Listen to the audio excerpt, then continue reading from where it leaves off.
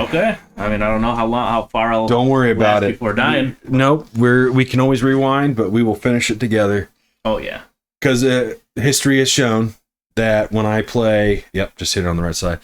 When I play RE2 in the very beginning, you fuck yourself over. I fuck myself over, and I die. Well, here's the thing about Resident Evil 2 is like it's very easy to die in the first like couple of rooms because they just throw everything at you. Unlike the first game where it's like, all right, just slow build. This one is like into the action, into the fire, literally. Yeah, and it's awesome that way. That's why I like it. Oh yeah, no, for sure. So here you go. This is the cream ale. Is this the local? Local. Nice.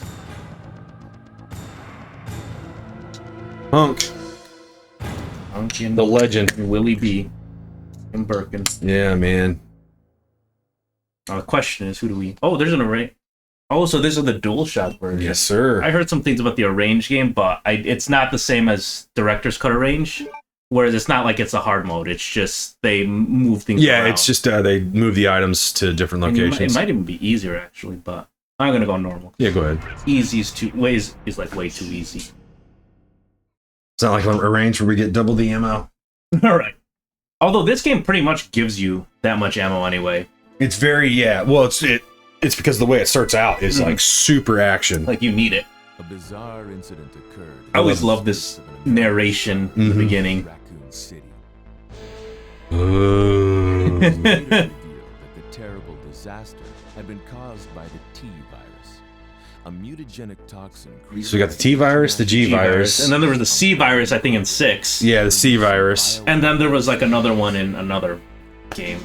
The Raccoon City Police Department. I think in one of the spin-off games, they even made a joke. They're like, "Oh, it's an alphabet soup of viruses." Viruses, yeah.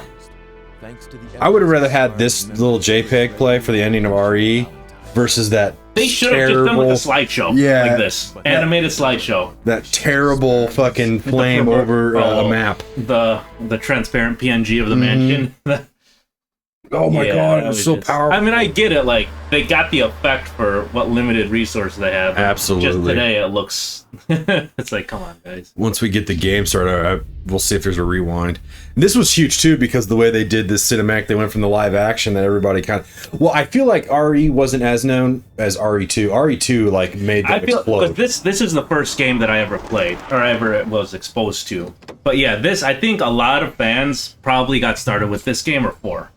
What have we got here? Yeah, no, I'm with you. 4 brought a ton of people. New fans, but this game, it was like, people heard about the first one, and now they're like, alright, I gotta check out to see what's so good. Yeah, the one thing I wish PlayStation would have kept with, Sega Saturn ended up keeping, was the big box for your game. The original RE. Oh, yeah. Big black. It was in the black case. Big black plastic. It was almost like one of the Blockbuster VHS cases. Yeah, I mean, and that's how they released their games at first. Yeah. Then they went to those plastic CD cases. I remember seeing RE1 in that case at like a disc replay. Yep. And I didn't get it, but because I already had the game, so I'm like, there's no point. But now I wish I would have just picked it up. It wasn't even. It was like $20. One of my buddies, he's got Final Fantasy VII. Yeah. But it was a black label. Ooh. So he just bought it because it was a black label. He was like, fuck it. I mean, going back, I would have definitely done that. He has it. He has like a little thing on the wall, and he's got that fucking Final Fantasy VII black just label hanging up. Yeah. And I was like, yeah, dude. I was like, you gotta shut it off. It's a black label. It's not greatest hits. It's a black label. That's like the rare of the rare. Yeah. Like that's the time when they did the OG release. Like, come on, dude. You don't get that one. And then he looked at me. He's like, "What kind of Final Fantasy VII do you have?" I was like, "I got a greatest hits version, man." He's like, "All right, I'm getting the black one." I could say I'm better than you. The black one. Oh, that's great. You got Suikoden too. That's cool. But do you have the Final Fantasy VII black label? I'm like, no. He's like, well, I do. Yeah, there was a time when I was like, it was like EB Games was turning into GameStop or whatever. They bought them out or something. But I just remember when way back when they were selling PS1 games for like dirt cheap. I remember when GameStop used to still carry PS1 games. Yeah, I know. And they Now they do again when retro got popular about 10 years ago. Yeah. There's a time where they were picking up on retro stuff again, and you could go online and find retros. I feel like they should do that. Like the new, like no one needs to get new games at like a GameStop. Like no, that should be meant for like that should be reserved for like the classic games, classic systems, and even like memorabilia for games and stuff. Yeah, they think they the last time I was in one, they started even selling like toys and stuff. Yeah, they have the toy, they have the Funko Pops. Yeah, fucking Funko Pops. Although every single store, even if it's gaming related or not, has Funko Pops. Oh, it's Leon. There's Leon attacking Leon. Yeah, it's Leon as a zombie. Hey man, it's a cost-cutting measure. I'm sorry. Hey, at least they give him a different shirt. I do love how well they got this CG across in the vehicle and the truck. Oh, look at his body. When he jumped out of the window, he just put straight. Like corpse in it. He's like, yeah, it was like the upside down hanging pose. And they're like, yep. So I mean, but just in comparison, like to Resident Evil 1, the cinematic in this one CGI is amazing. Way better. Like the camera work, like all these cuts. I mean, and it even still looks, good for the time. Oh, absolutely. It's not like Resident Evil 1 is like laughable, but this is still like solid.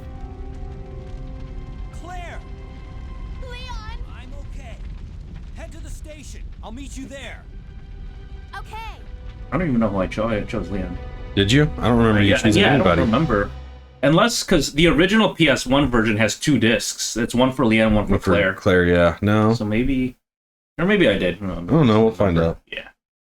Either way, I don't mind. I was going to be Leon anyway. This is just the beginning of their worst nightmare. Oh, yep. Ooh, it looks pretty clean. Ooh, it's different, so... Yeah, don't worry. Okay, so... Circle is inventory. It does look like cleaner than. Yes, it does. It sounds kind of crispier too. Yeah. Like you can, and this is another part where it's like you're kind of rushed, but like if you stop and look at the all the background details and all the shops, like it's actually really cool. I'm actually kind of, because there was a point where when you and I were talking about, oh man, I purposely didn't play the game because I wanted to. There was a couple times. Or I was like, man, I'll just pop in RE just real quick. Yeah. Just so I don't die in the very beginning. I learned the running method. Yeah. No, the first part, if you're not careful, you could easily get ganged up and just taken out. Oh yeah. I did like. Sorry about that. I liked the RE2 remake, but I didn't like that the side stories were all timed. The what were all timed? The side stories, the little side DLCs, because there's like a kendo side story. There's those are hardly even like scenarios. They're more just like battle games where you have to get to the end before the time runs out. Well, when you do that for Hunk, it makes sense. Yeah, because he has to escape before everything. But for the other ones, I was like, well, this is bullshit. I wanted to like. Yeah, really they weren't really like scenario. They were just like extra mini games. It's like get from point A to point B and don't die, and you can't save or anything. It was like a fun challenge, but like I just. Oh shit! Yep. You got. So obviously you can skip this cutscene too if you just leave, but I like just rushing in. Sometimes if I'm fast enough, god, I can just do this and maybe take a bite. Or not even. Maybe if I quickly just waste around. There we go. There's more handgun ammo here. Yep, there it is. Nice and crispy looking, man. It is. I'm telling you, like they at least like brushed up on the. Yeah, whatever of this. Whatever version of the port that they put on. Oh, you know here. what? It's a DualShock. I don't think I've ever played the DualShock actually, and I don't know if there's any differences between the DualShock and the original. Well, let's see. I mean, a range mode. I know a range mode is different. Well, no, I meant just from like a pure gameplay. What they change? Yeah. Maybe auto aim is probably another one. Let's see here.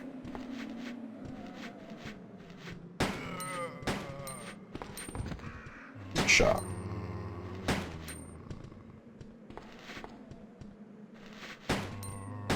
Vibration feedback. Yeah. Extreme battle minigame. And they have it in this one. Okay. And a rookie mode. I think the rookie is under arrange, the arrange option, which is like the super easy mode, which is not even worth playing.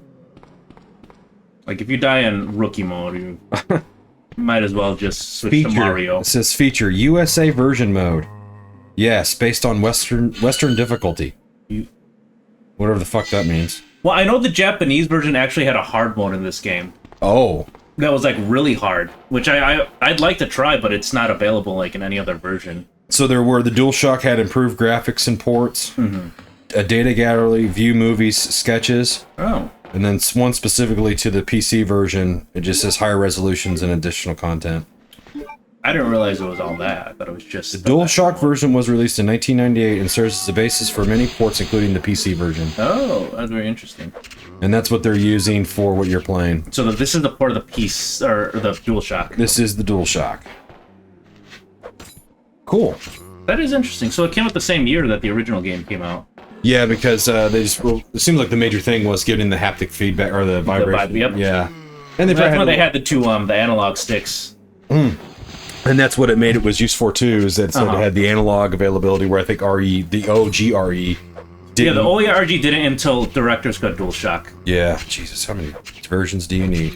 Well, it's funny, like, that was kind of a foreshadowing of how, like, Resident Evil would just be remade or ported. So this is why I hated the first area too, is these zombies, like, they take a minute. They do, but, like, here, this dumpster, you can just stand up here and knife them all. Even though they're really easy to dodge, too, like... Although this Misty zombie is taking longer than it usually does. I can actually read the graffiti on the wall in this one. Alex and... Abel, or no? Toei? Oh, well. Joel? Maybe Joel. There's one game I learned what hugging the wall means. Which game was that? Resident Evil, like... Okay. Yeah, hug the wall. Yeah. Remember reading that like because I remember I had to look up walkthroughs, like the reading, like the text-based walkthroughs. Yes. Like, do this, or hug the wall, or pop, like, you know, reload, or... And I'm like, hug the wall? Yeah. What the hell? I'm like, all right, well, I'll just run across it, or run up on it. And then you find out when you run up on the wall, that's what it means. Hug the wall. Yeah.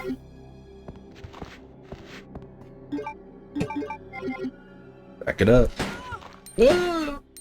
This one I will do the auto.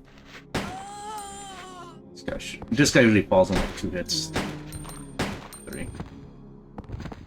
And I also love the idea, too, from a survival horror aspect of sometimes it's just easier to waste 3 bullets to make them fall. Yeah. Just run right by them. Yep. This game especially. Like, it's completely different beast from the first one. Oh. Yep, this is where I died. I think I got stunned. They gang up on you. The good thing about Resident Evil 2 that they introduce is when you push a zombie, they'll knock back the ones behind you. In the first one, they just stand there, like, waiting to eat you. Should run into an old friend here, I think. Or no, I messed up. I was supposed to not pick up anything on the way here. Yeah. So you don't get that. Was it Brad Vickers? Brad, yep. Yep. Pilot. The one that left everyone in the... But he came back. Came back at the end after everyone died. It doesn't matter. He came back, and what matters is that you came back. I guess, or else we wouldn't have the rest of the series. And thanks, Brad, for keeping the series going. Yeah, for real. Only to die in Resident Evil 3. Yeah, in a bad way. Yes. Oh, man. Memories. This is, like, just the theme alone of the main hall is just so nostalgic. I love how he's, like, literally wearing tennis shoes. They kind of, like, clarify them the remake where, like, he was driving in his casual clothes, like jeans. Yep. And then that's why he's kind of underdressed. I like how they did that. Like, they start with him just as a normal civilian. Yeah, I love the intro gas station scene. Oh my god, I'm so happy you got to play that. Because that's, like, that's just hinted at here, like, they're coming into town. It was nice and tense, because you know what was coming. Yeah, but you didn't know how exactly it was going to start. You're like, oh, shit, I'm controlling it before the cutscene. Oh, man. And then that scene with the zombie in the back eating the top was like... Oh, you must be the new guy. You must be the new guy. Sorry, but it looks like your party has been canceled. There's that one sign in this room where it's like they misspelled welcome. They put like 2 L's. Yeah. About 2 months ago, there was this incident. Kind of like in Silent Hill F where they forget words. Oh yeah, that's surprising because that's like a newer game where it's like they have a lot bigger of a budget and more. Someone in the translation department. Yeah. Really screwed the pooch there. Yeah, that's like just unexcusable. They risked their lives to reveal the truth, but no one believed them. Not long after that. I've just never understood from a canon perspective. Yeah. why his uniform is so damn different than everybody else's. They actually explained that. Leon, so, like, in the time that he was becoming a cop, that was when, like, the zombie outbreaks and, like, all the riots were happening, so they gave the cops more armor for, like, the newer issues. So, since he was brand new, they're like, all right, since you're going into an environment where there's, like, a lot of, like, fighting and chaos, we're gonna give you more armor. Fine. So, like, he was the first one, essentially, to receive that prototype. Oh, Jesus. But, I mean, realistically, it was done because they wanted to have him stick out from the rest of the cops in here. Make him look cool. Yeah. But yeah, that's like the most impractical police uniform. Well, I was gonna say they have something with shoulder pads. Yeah, exactly. Like a Jill, or you're like the Legion of Doom shoulder pads. Yeah, no. Just use the computer. Yeah. Oh yeah, and they got that weird devil face still where it says test. Oh yeah, no, that one was freaky. I never understood. Well, I think it has to do everything to do with the police chief, but I always remember playing that younger, and I was always like, "What is the deal with the test devil face? That is so fucking freaky." Exactly. Well, even that background, it was like the labs. Like, why would they have a picture of the secret labs in the police station? Yeah. It's just a picture. It's just a JPEG. Right. Now, your first test was getting around all the fucking zombies. Yeah. Now it's the lickers. Now it's the fucking liquor.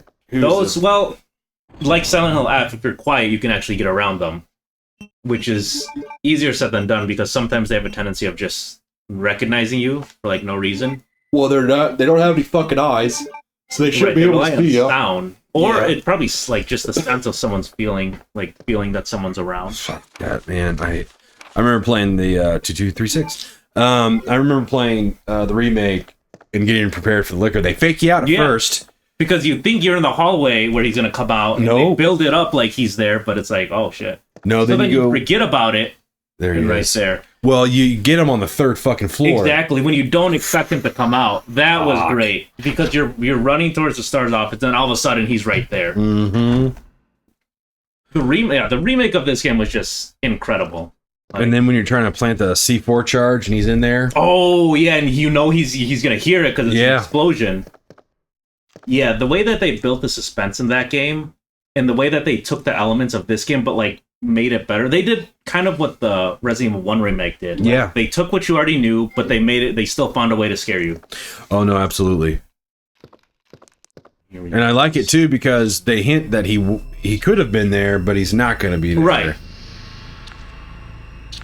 I think they even showed the cop. He had like his head was gone. Yeah. Something. Like his brain had been sucked out of his. Now, do lickers turn into hunters? I don't think that was like ever officially confirmed, but I think they're just technically a more evolved version of zombies. Okay. I think hunters were like their own experiment on themselves. Okay. Like they were engineered to be hunters. That wasn't like accidentally. They just mutated. Where's the jump scare? Oh. Well, that's the thing. You don't know when it's coming. It comes when you walk back in this hallway. Oh, okay. But then in the B scenario, it's the opposite. It's when you're going in for the first time.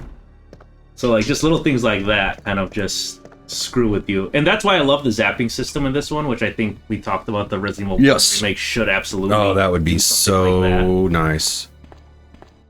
And the cool thing is too with the zapping system, you can keep it like this where you have to play through one scenario first. Right. But with the technology today, you should be able to zap like chapter to chapter where like Resident Evil 0 kind of. Yeah, go back and forth. Switch. That would also be cool. Although I wouldn't mind just having a scenario, just each one have their own scenario. Yeah, I'd rather have that because then I got more of a playthrough. Like I can, because you do A, B, and then B, A. You know, it's like okay, all right. You know, that's literally 4 games in one, which is I think that's why people got spoiled with the Resident Evil 2 remake. So then when the RE3 remake was only one scenario, they're like, oh well, this one didn't have multiple scenarios, but the original didn't have multiple scenarios. So like it was. Yeah, but usually the first game in an entry. I was trying to figure out who that was in the background, the basketball slam dunk. So this is actually a real picture of Kobe when he was a rookie, dunking on the Grizzlies. People I've even found it. It's like the exact same photo, just... So that's Kobe. Pixelated. Is that the Portland Trailblazers? It's the Memphis Grizzlies. Let me see if I can find it. I looked it up, and I found it. I'm like, this is it. Kobe Bryant, Resident Evil 2. So somebody on the team was a Kobe Bryant fan. They had to have been, but you see this is the picture right here.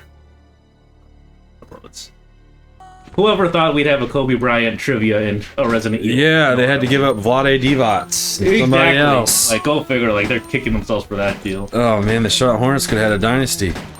Yeah. Well, no. if they wouldn't have put a good team together, who knows? Like, Kobe might not have been as successful if it was him and whoever else was on the Hornets. I don't even know if Alonzo Mourning. No, Alonzo Mourning. Might have been with the Heat already. Yeah, because that's what caused Shaq to leave Orlando to go to the Lakers because the Magic didn't want to give him that kind of money. Right. And then when they were ready to give him that kind of money, it was too late. The Lakers had already scooped his ass up in free agency. Like, oh no, we'll give you whatever you want. That's too late, homie. For real. That's how sports goes. Alright, so this is our first iconic save room of RE2. Oh yeah, fuck yeah, dude. Memories right here. I like these save rooms better than the first one. Like, the music is more calming, and it's like, there's just a more sense of relaxation. That, and you actually can, at least in this one, you can actually complete a part of the game, because you have to go back with the photos. Oh yeah, it's like a little side quest. Yeah. To get Which is where you get the Rebecca Chambers in Wesker's desk. Yeah.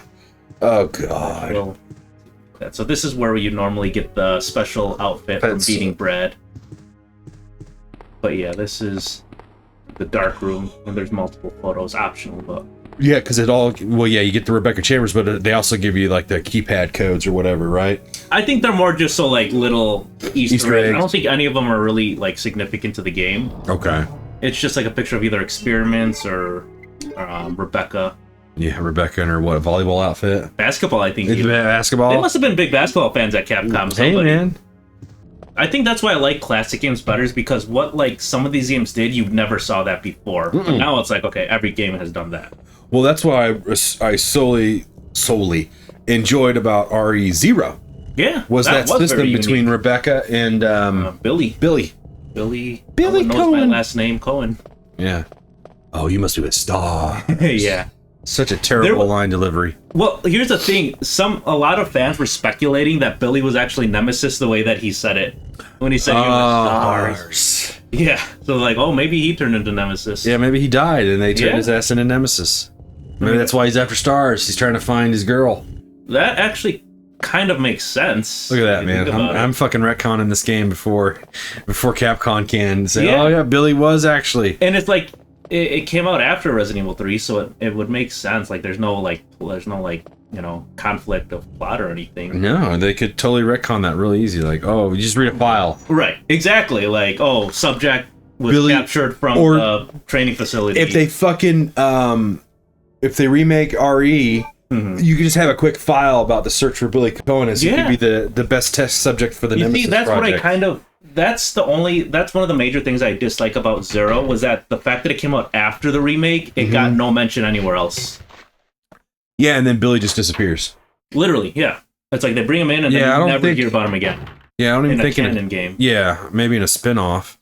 I don't even think he's mentioned in a spin-off, is he?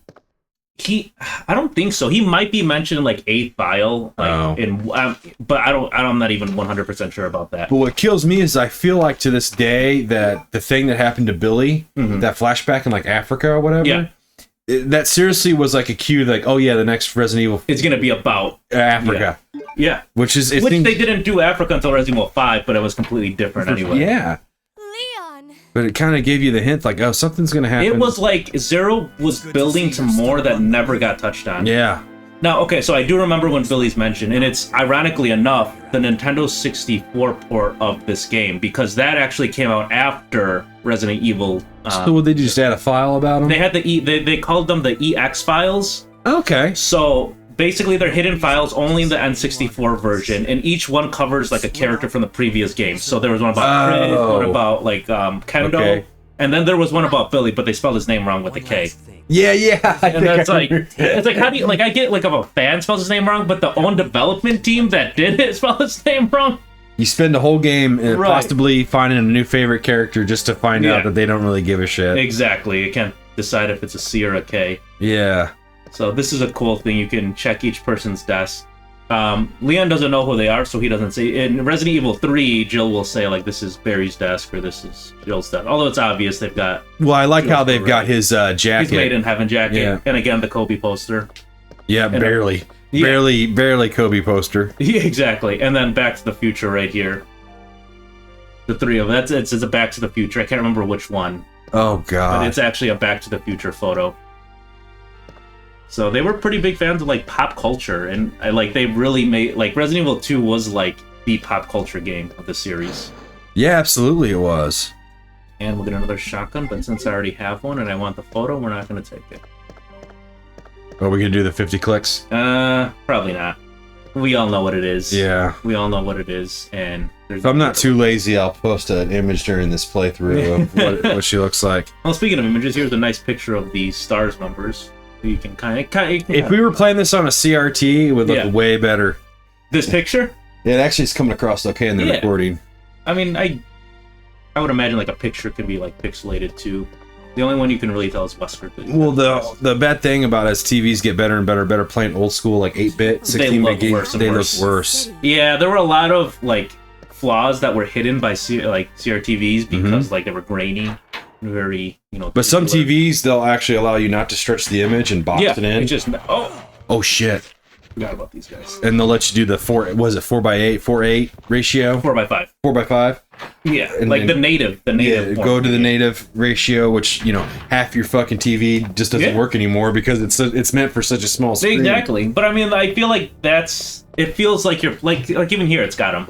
Well, remember, do you remember the big outcry about The Evil Within because it was in letterbox the whole fucking game? Was it? No, I didn't know that. People were pissed. I mean, I wouldn't be pissed. It's definitely a unique art choice, but like, I wouldn't be pissed about it. It just makes it more like a movie. Everyone understood it, but they were getting tired of it because like I know there's screen, and I'm not getting a full like. So the only time I would complain is if it's like blocking key parts of like the triangular top and bottom. But if it's not, like, who cares? Like.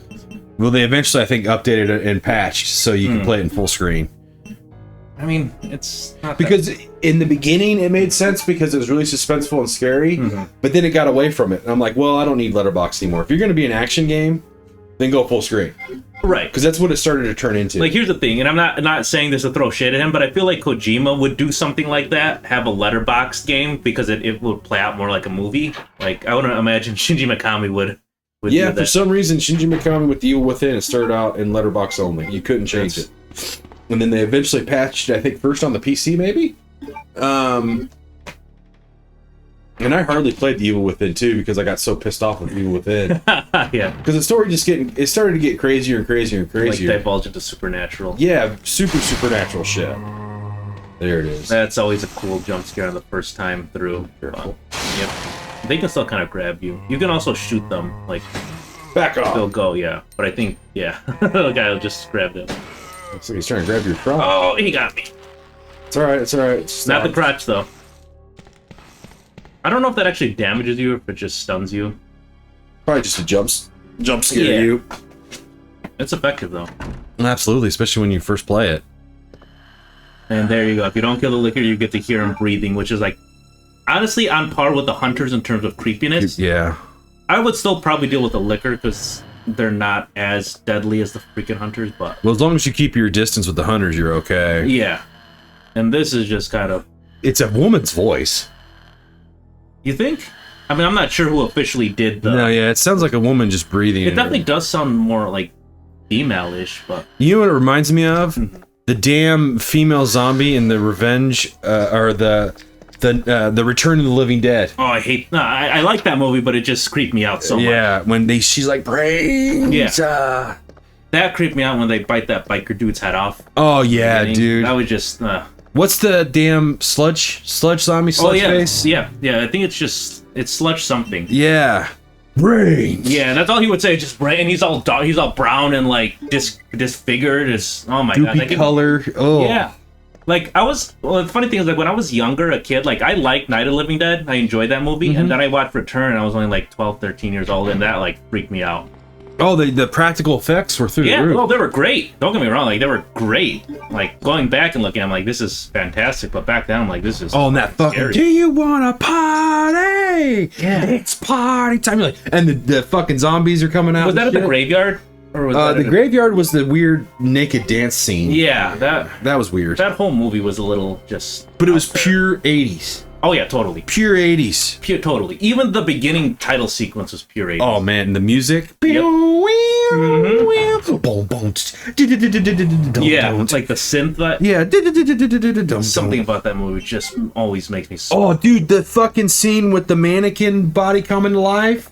He's like, I don't remember all of them, but he hits the fucking thing in the head and he starts still running around. Oh yeah, there's just something about the way that they portray those zombies that it was awesome because the whole film could have ended if they just would have kept the zombie thing in the freezer. Yep. Instead, they cremated it, and in cremating it, it brought to life all the other zombies. Yeah. Oh, and I love the ambulance, and he's like, "Bring more brains." Yes, like they talk. Like, yes. That's about as far as my memory goes. I just remember that. Bring more. Yeah, I think that's what creeped me out was they talked. Exactly. And when they talked to that half female zombie thing, and she was talking back to them, because I was young when I saw it too. Yeah. And I was just like, whoa, no, this is creepy. Exactly, because you don't think, like, when you see zombies, you're like, all right, mindless, don't say anything, they just move slow. Mm-hmm. Now, the other zombie movie that's really good in terms of just scary is Lucio Fulci's Zombie. It's just called Zombie, I should say. No, in America it's called Zombie 2. Probably, yeah. There was some, because there's no zombie. Westernization, yeah. Because I think he called it Dawn of the Dead in Italy.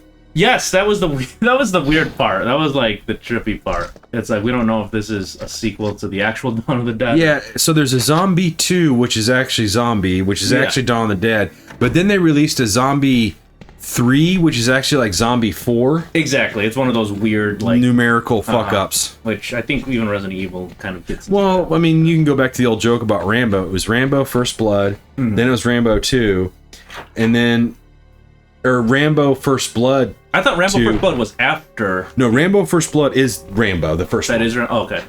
And then I think it was Rambo 2 First Blood or something like that. And then it was just Rambo 3. Like they got rid of the whole First Blood thing. And then there's Rambo. Right. They made it. There's like a very recent one too. I can't remember what that's called. Oh, one of his Rambo movies? Yeah. It was about 5 or 6 years ago. I think he did another Rambo movie. I thought it was a little more recent than that, but yeah, it was pretty recent. Hold on, let me pull up the Google machines here. Let's find out the Rambo. Well, and then he did the weird thing with Rocky 2, 3, 4, 5, Rocky Balboa. Rocky Balboa and then Creed. Yeah, and then Creed. Those were okay. Well, I think the reason why he did Rocky Balboa is you didn't need to see 2, 3, 4, 5 to appreciate Rocky Balboa. It was like him already as a retired boxer who was already, gone through the prime of his career. Let me get the Rambo lineage. Yeah. Godly dude, Stallone. He's the special ambassador to Hollywood. Is he? Yeah. What the hell is that? Even? Serving with Mel Gibson and John Voight. Oh, Jesus. Jesus, and I guess he got that through President Trump. Jeez, oh God. Special. Whatever that means. Exactly. Like the movies in particular, like Hollywood, I don't know. It's a made-up Hollywood name, I'm sure. Yeah. Like, that's the one thing I've never understood about fucking Hollywood is they feel like they're at the cutting edge of everything. Oh yeah, they're so hot, hoity-toity. Yeah. All right, here we go. Film. Did you know he was in MASH? He was a soldier sitting at a camp table in 1970. He had an uncredited part, it seems like. Lords of Flatbush, that was good. All right, here we go. Rocky. Oh, Fist. Fist was a good one. Rocky 2, Nighthawks, Escape to Victory, that was good. It's got Michael Caine in it. Okay. Okay, so you had First Blood. It was just called First Blood Rambo, First Blood. Oh, wow, okay. Okay, and then you had Rambo, First Blood Part 2. Oh, shit. And then you just had Rambo 3. Okay, hold on. Then there's some time that passes. Because Stallone kind of dipped for a minute. And then in 2008, so 20 years later, he had Rambo. Just Rambo, Just Rambo. I'm looking. And then you had Rambo Last Blood. Last Blood, that's what it was. Yeah, in 2019. So that's it wasn't that long ago. Yeah. I remember just watching a little of it. I'm like, damn. And then he did a big re-release of Rocky 4. Like a huge... Did he? It's like a huge extended cut. But like with never before seen footage. Yes. Interesting. I don't think I've seen that one. And that's like probably my favorite. Well, 2 is good, but like I think 4 is my favorite. 2's great because he finally wins. Yeah. And you have the greatest training montage ever when she's like, win. Oh yeah. Win. After she's in a coma. Yep. But And then his coach Mickey.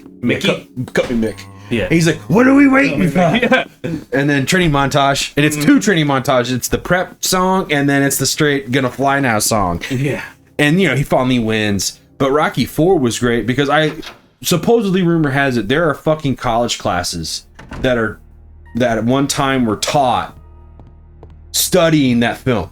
Like film college classes. Yeah, Okay. talking about that there's so many layers to the story. Oh no, totally. Yeah, that is definitely an iconic movie, just on all layers. Old versus new, technology versus whatever, USA versus Russia. It was the whole symbolic, nature of the fight. It wasn't just a boxing match. It was like, especially when you saw how they were training in the montage side by side. Like Rocky was like out running in the mountains, and then Ivan Drago was getting like juiced up and on like artificial machines.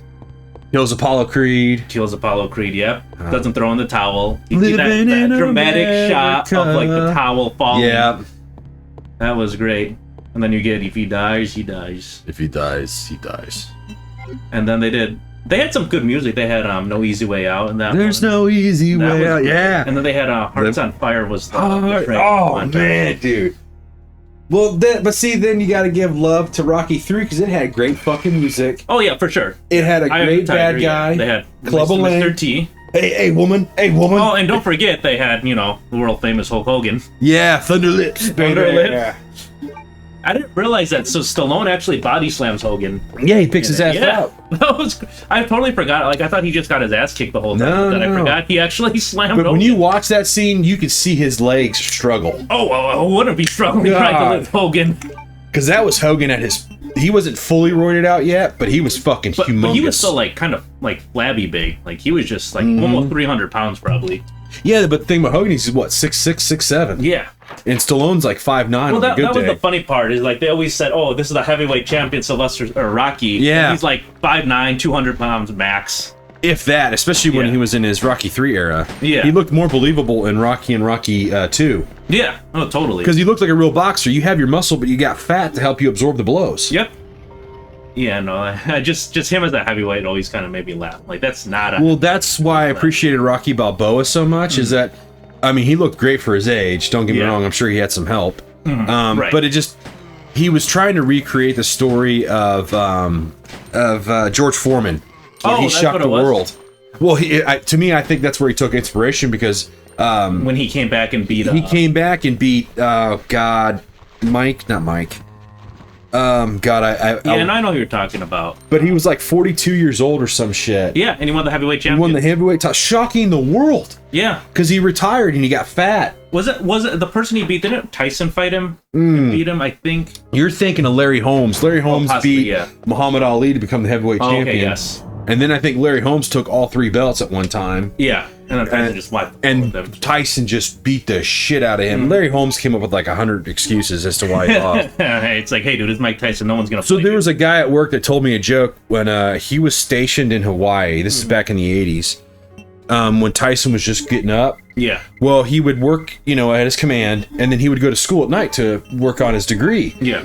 He said there was like 2 or 3 occasions he was afraid he was going to miss class for Tyson because the pay-per-view was going, well, they're all in Hawaii. Yeah. So there's time huge zone difference. Time They're zone like difference. 6 hours behind. So like when he was getting ready to go to class or whatever, that's when the Tyson fight was going live.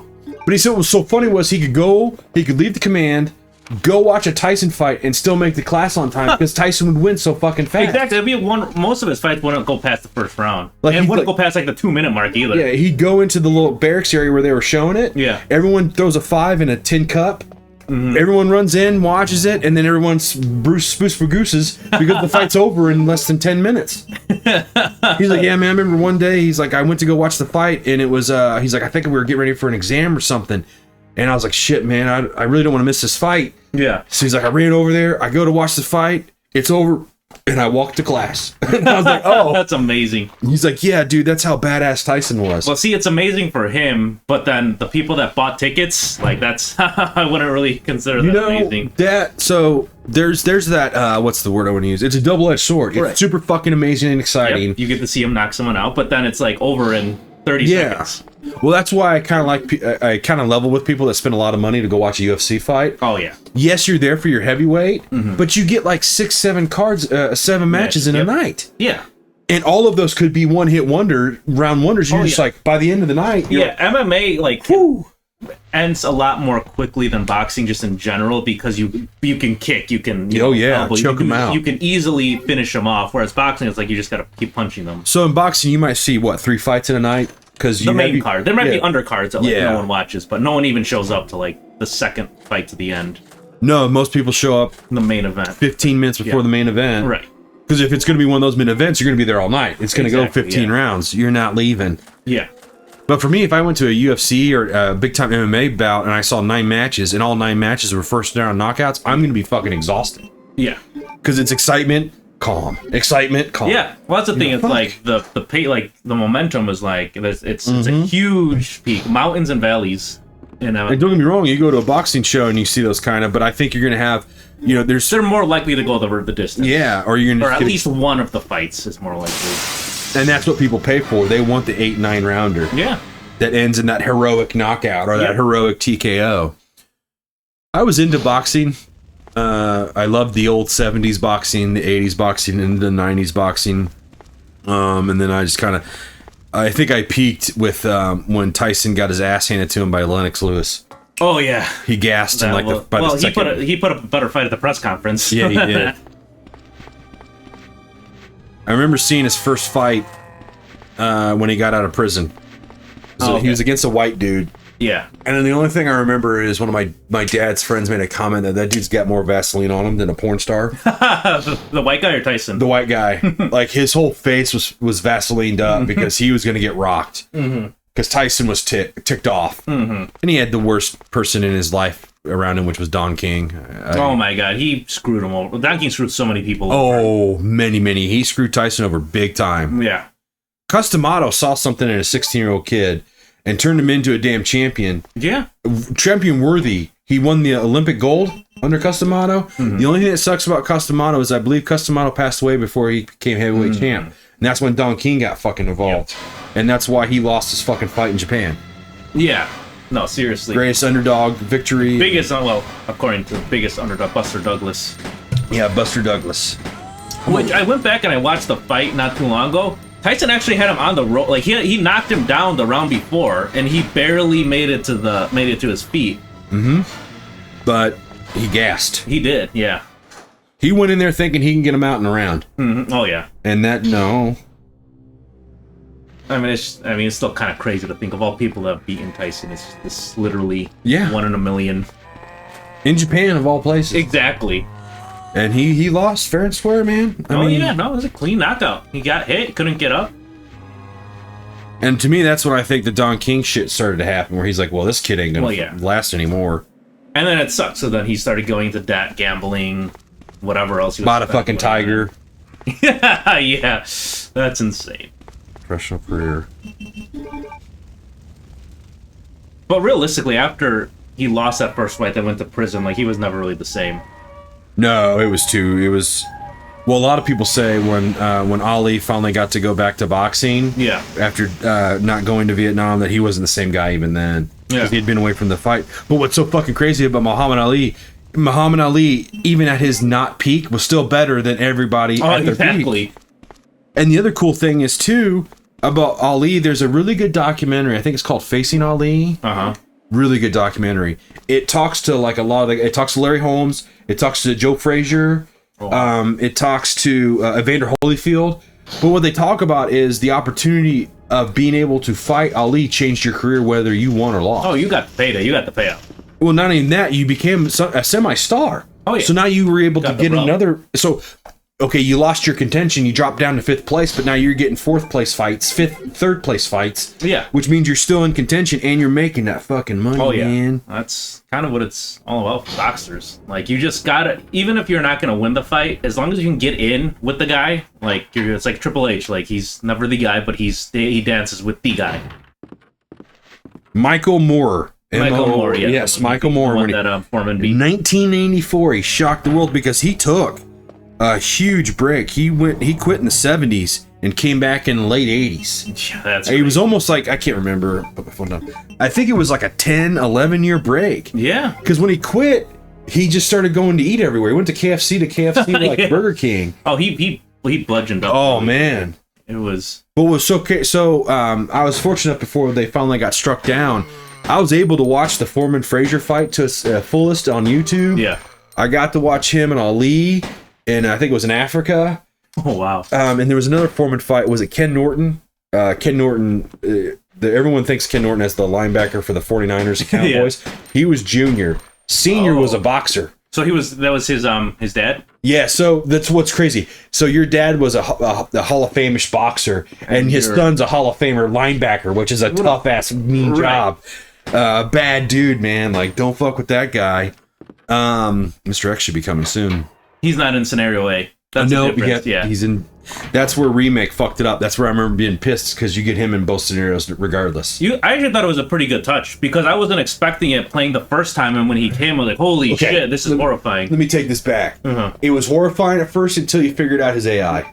Yeah. And then you're like, okay, this is easy. Although, I will say his AI in 2 Remake was better than Nemesis is in the 3 Remake. Yeah. Like, if they would have just had Nemesis roaming the map, since you're in the city, that would have been cool, because then he could really show up at random. But it was like the 3 Remake Nemesis, it was just scripted chaos. Like, it's scripted when he comes out, but it's still chaotic and fun when you fight him. Yeah, but I think that's why I like the RE3 remake. Oh yeah, I liked it too overall. Like I said, the reason why I think I like that scripted air quotes scripted is because RE3 was chaotic anyway. Oh yeah, no, for sure. It definitely fit the tone of that one more.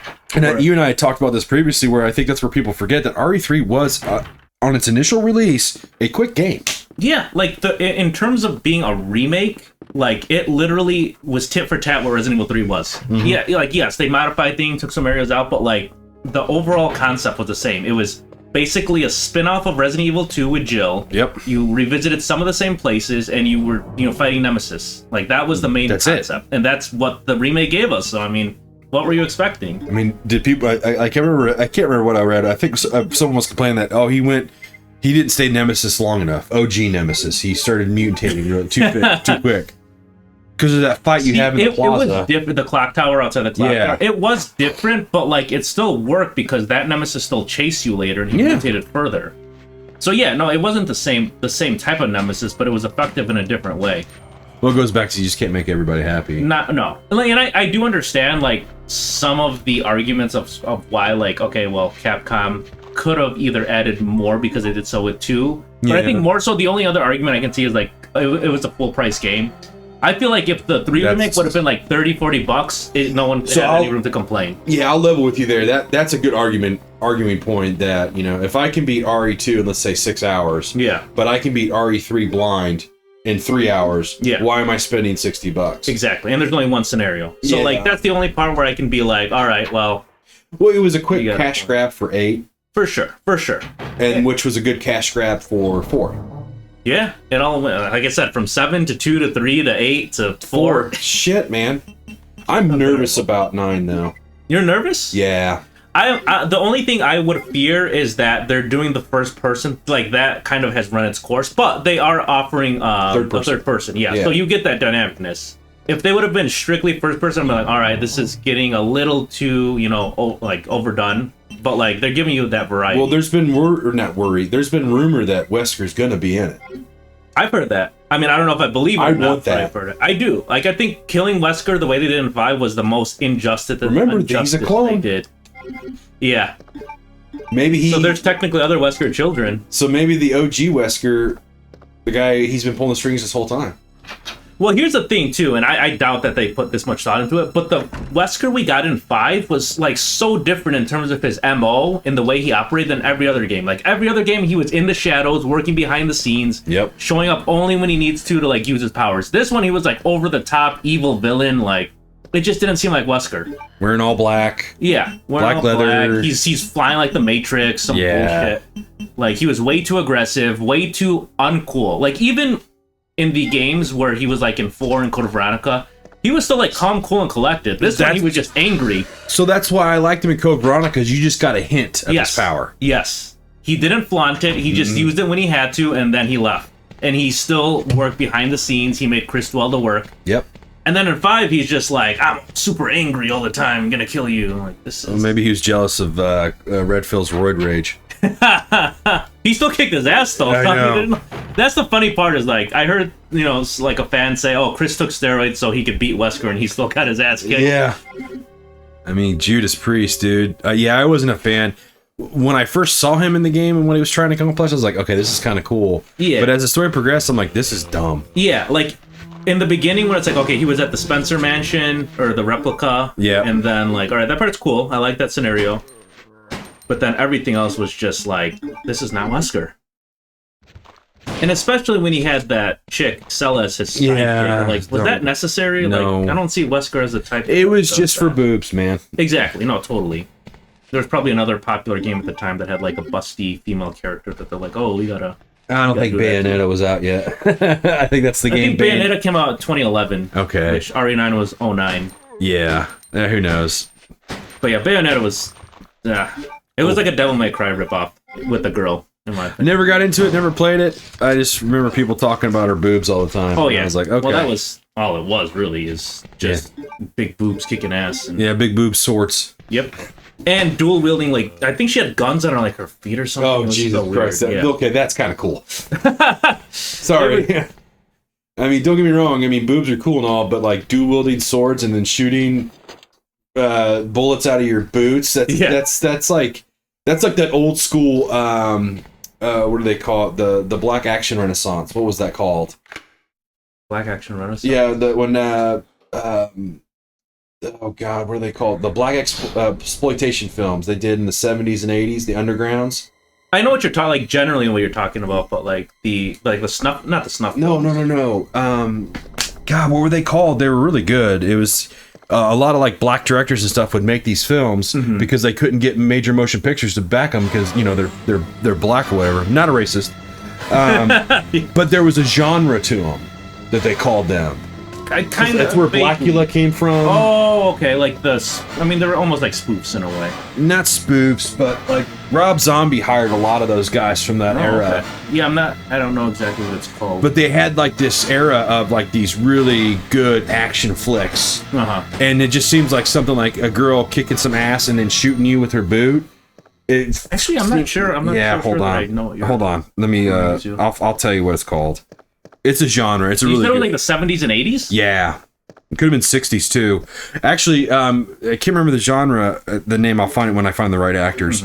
Because one of the actors was in that type of era. He was in the original. He was the black dude, the black cop in Dawn of the Dead. Oh, okay. To do with the afro? Yeah.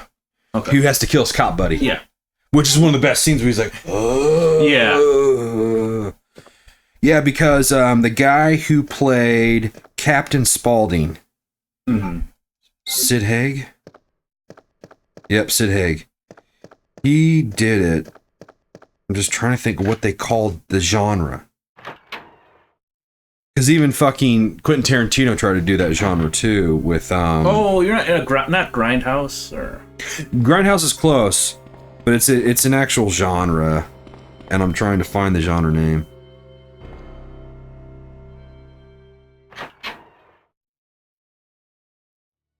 Touchables. Yeah, such as like Foxy Brown was part of that genre. Oh, okay. Let me see, Foxy Brown.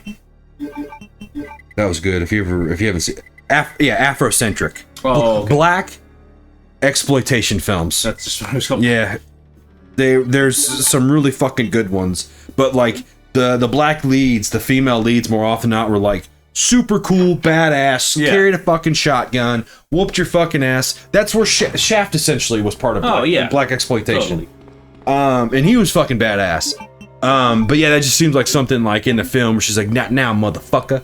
Yeah. And she's like going to kick him, and it's like, boom, with her big boots. I can see that now. That makes sense. Send into your life, you motherfucking dope. Yeah. Yeah, I can't. I'm pretty sure I've seen clips from them, but I've never seen a movie. No, it's just cool because you can find in a lot of those old films, like, the tropes like end up getting popular. Yeah. Were already there. They kind of date back to. They just didn't have the budget. Right. Which is unfortunate, but what is fortunate is some of those actors that were in those... They end up getting breaks. They end up fucking getting their breaks, man. Well, that's good. Like, they're innovative and they're seen, and they become known. There's just that time where we all go through it as people that like films and stuff. Yeah.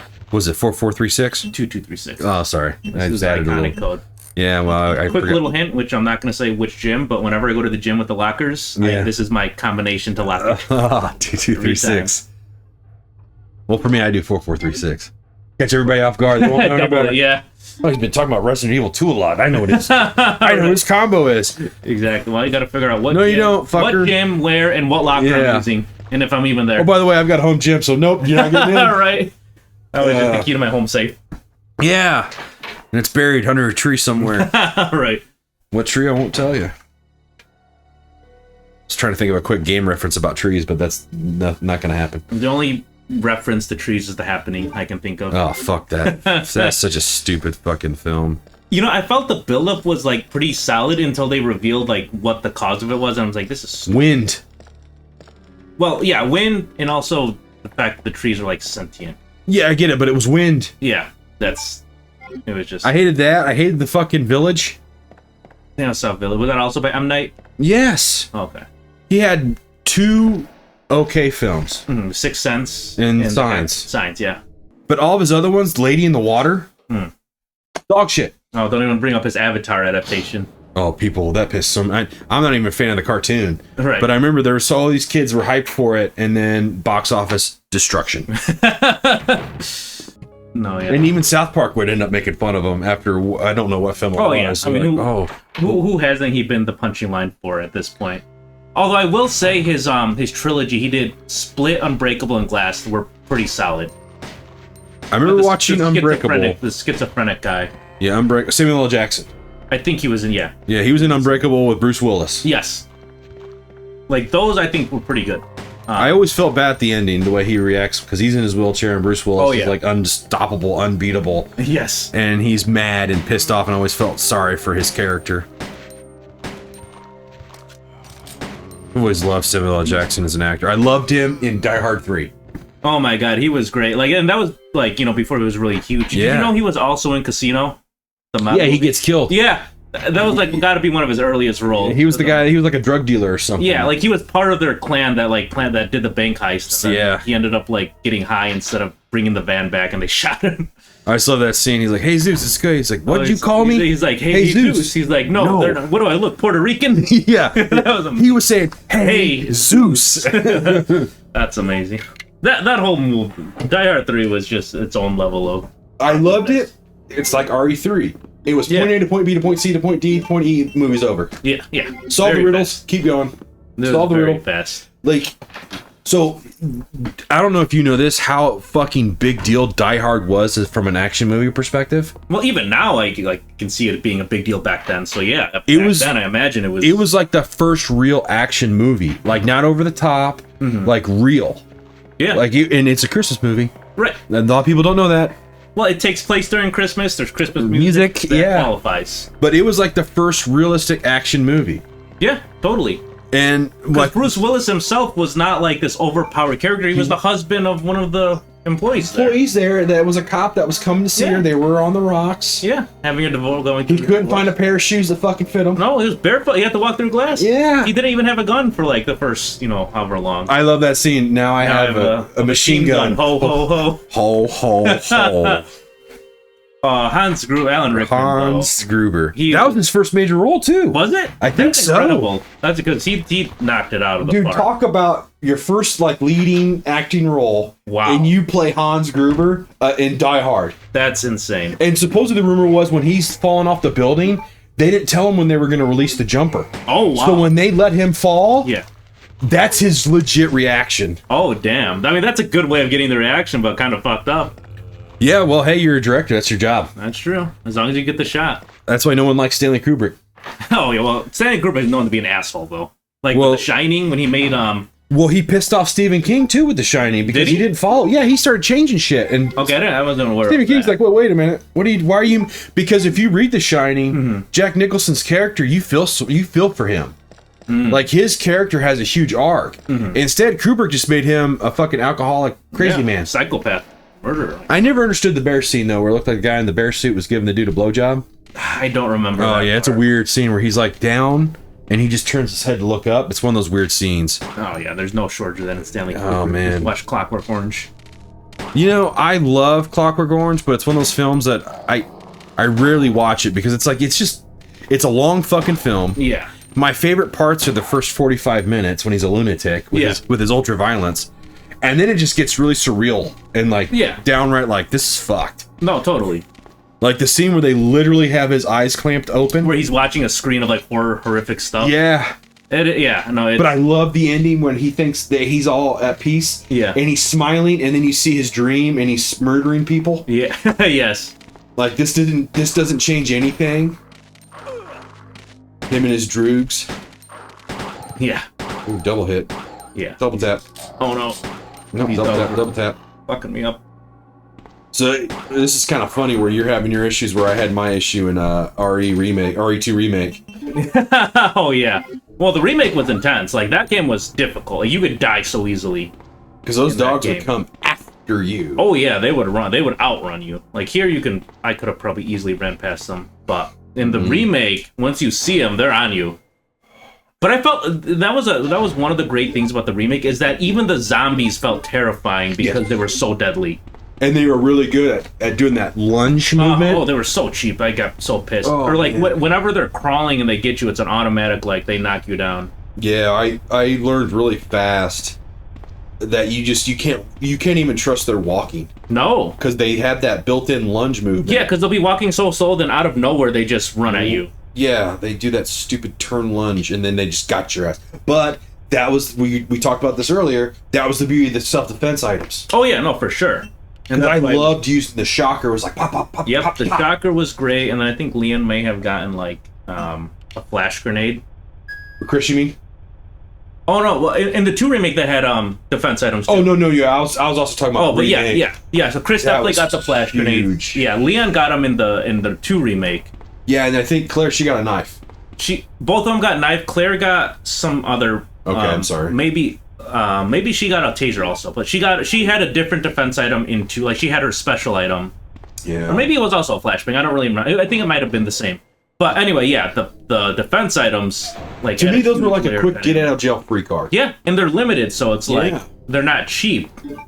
But I always kept one in my ammo slot my inventory slot because I'm like, I don't know. Yeah, you never know when you might be grabbed, or like if you're about to die. That and I love their old school mentality of, well, let's just put a zombie around the corner. Don't tell anybody. All right. Well, there she And is. they're the girl in the red dress. Yeah, it looks terrible.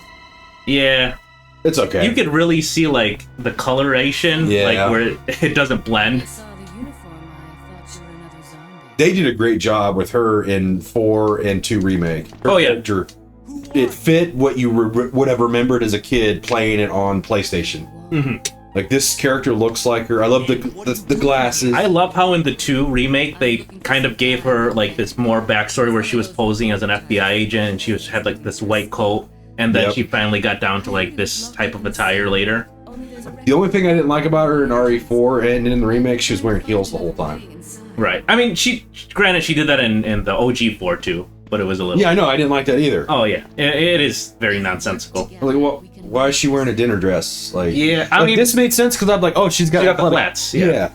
Whatever. I mean, they're definitely going for like the femme fatale, like. just- Okay, no, you're right. That Aeon Flux. It doesn't. feel. Yeah, it doesn't make sense, but I mean, the style. I get where they were coming from style wise. Did you ever watch the original Aeon Flux? No, Do you I've know what only I'm talking about? I've only seen the one with Mila Jovovich. Oh, the fucking shit movie? Yeah. So it was a short animation show on MTV way back in the 90s. Like the Beavis and Butthead era. Oh, I didn't realize that. Yeah, I don't remember much about it. I just remember being really weird, and I think a guy was like licking a girl's eye. And then a bug getting caught on some girl's eyelashes. It was a weird animation, dude. Fucking weird. So was that movie, the bad one, was that based on the... Yeah, cartoon. Or it could have been an anime or a comic book. I just remember the cartoon on MTV. Yeah. It's part of like their weird 2-hour, 1-hour deal where it was like Beavis and Butthead, Aeon Flux. Yeah. There was another weird animation show. They had some weird shit on MTV back in the day. Well, that's back like the equivalent of like the Adult Swim, like past like 10 p.m. There's two things I loved about Cartoon Network. Toonami and Adult Swim. Yes. You want to take a break? No. Oh, okay. I'm pressing the wrong button. Oh, there you go. Yeah.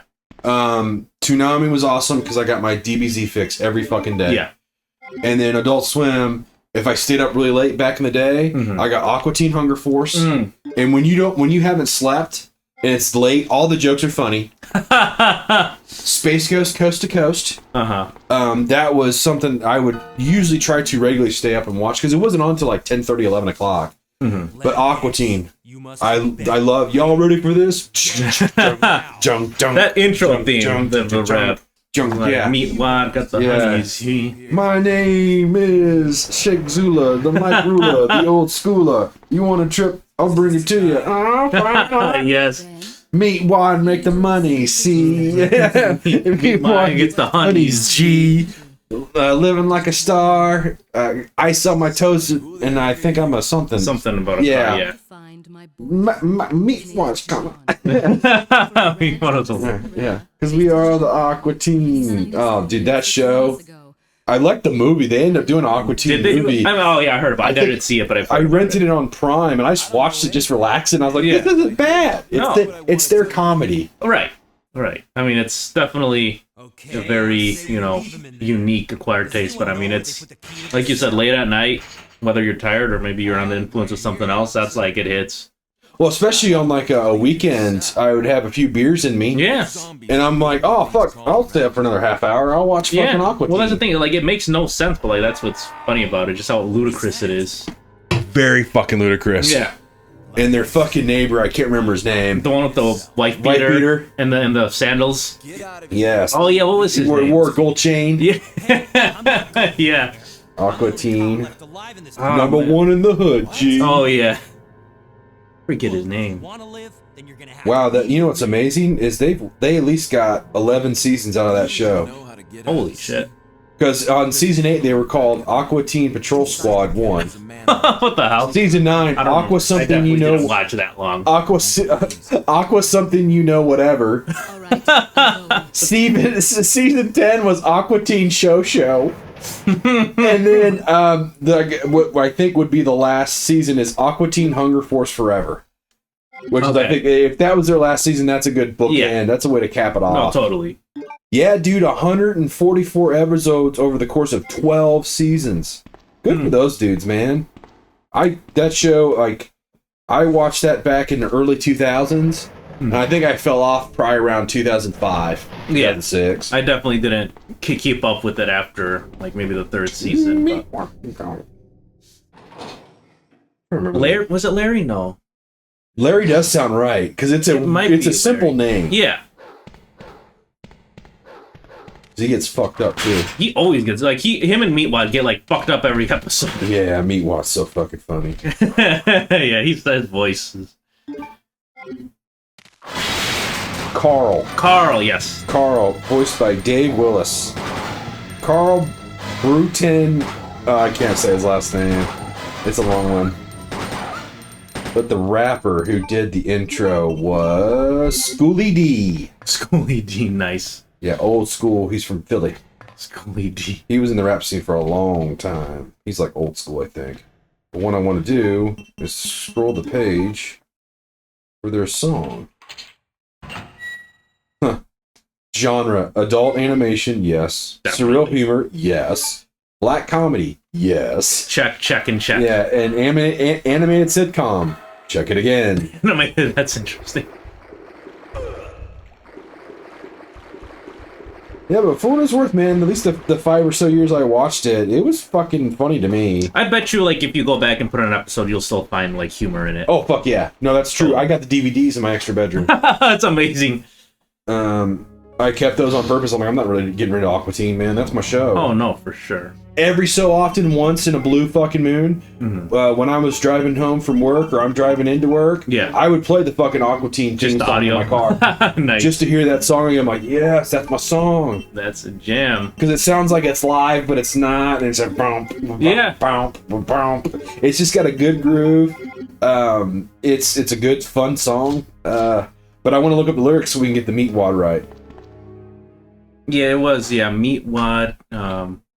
Hold on, here we go. I know one of them's meat wad gets the honeys. And Shake Zula, the Mike Rula, the old schooler. You want a trip? I'll bring it to you. Fry lock, and I'm on top. Rock you like a cop. Meat wad, you're up next. Work it out now. Meat wad, make the money. See, you got the meat wad, get the honeys. G. Driving in my car, living like a star. Ice on my fingers and my toes, and all my toys. Ha ha! Check it. Oh, that's a fucking fat lyric, that's dude. A mouthful. Ice on my fingers and my toes and all my toys. My name's Lee. I think the old ideology was, instead of saying all my toys, was I'm a Taurus. I'm a Taurus, yeah. And I'm a Taurus. That's it. That was one of those classic shows, man. I mean, you're right, dude. Adult Swim. Adult Swim. Because the damn fuck, what was it? Space Ghost Coast to Coast had that character, the purple lobster guy. Oh, okay, yeah. And he ended up getting his own show based off of the success of that. So you had Space Ghost Coast to Coast, The Brack Show, Harvey Birdman. Harvey Birdman, yes. Because Adult Swim used to be just recuts and voiceovers of Hanna-Barbera shows. Oh, okay. Because Space Ghost was a Hanna-Barbera show. Oh, okay, that's interesting. I didn't realize that. Harvey Birdman, I want to say, was based off of a Hanna-Barbera show. Squidbillies. Squidbillies, yeah. All right, hold on, let me look at Harvey Birdman. I mean, they got Robot Chicken also. Yeah, it was originally had been featured in the past by Hanna-Barbera's and Warner Brothers. Harvey Birdman. Tarantula. Venture Bros. Squidbillies, I remember Squidbillies for a minute. Oh, the Boondocks. Oh. Fuck. The Boondocks were great, too. Oh, the Boondocks were fucking...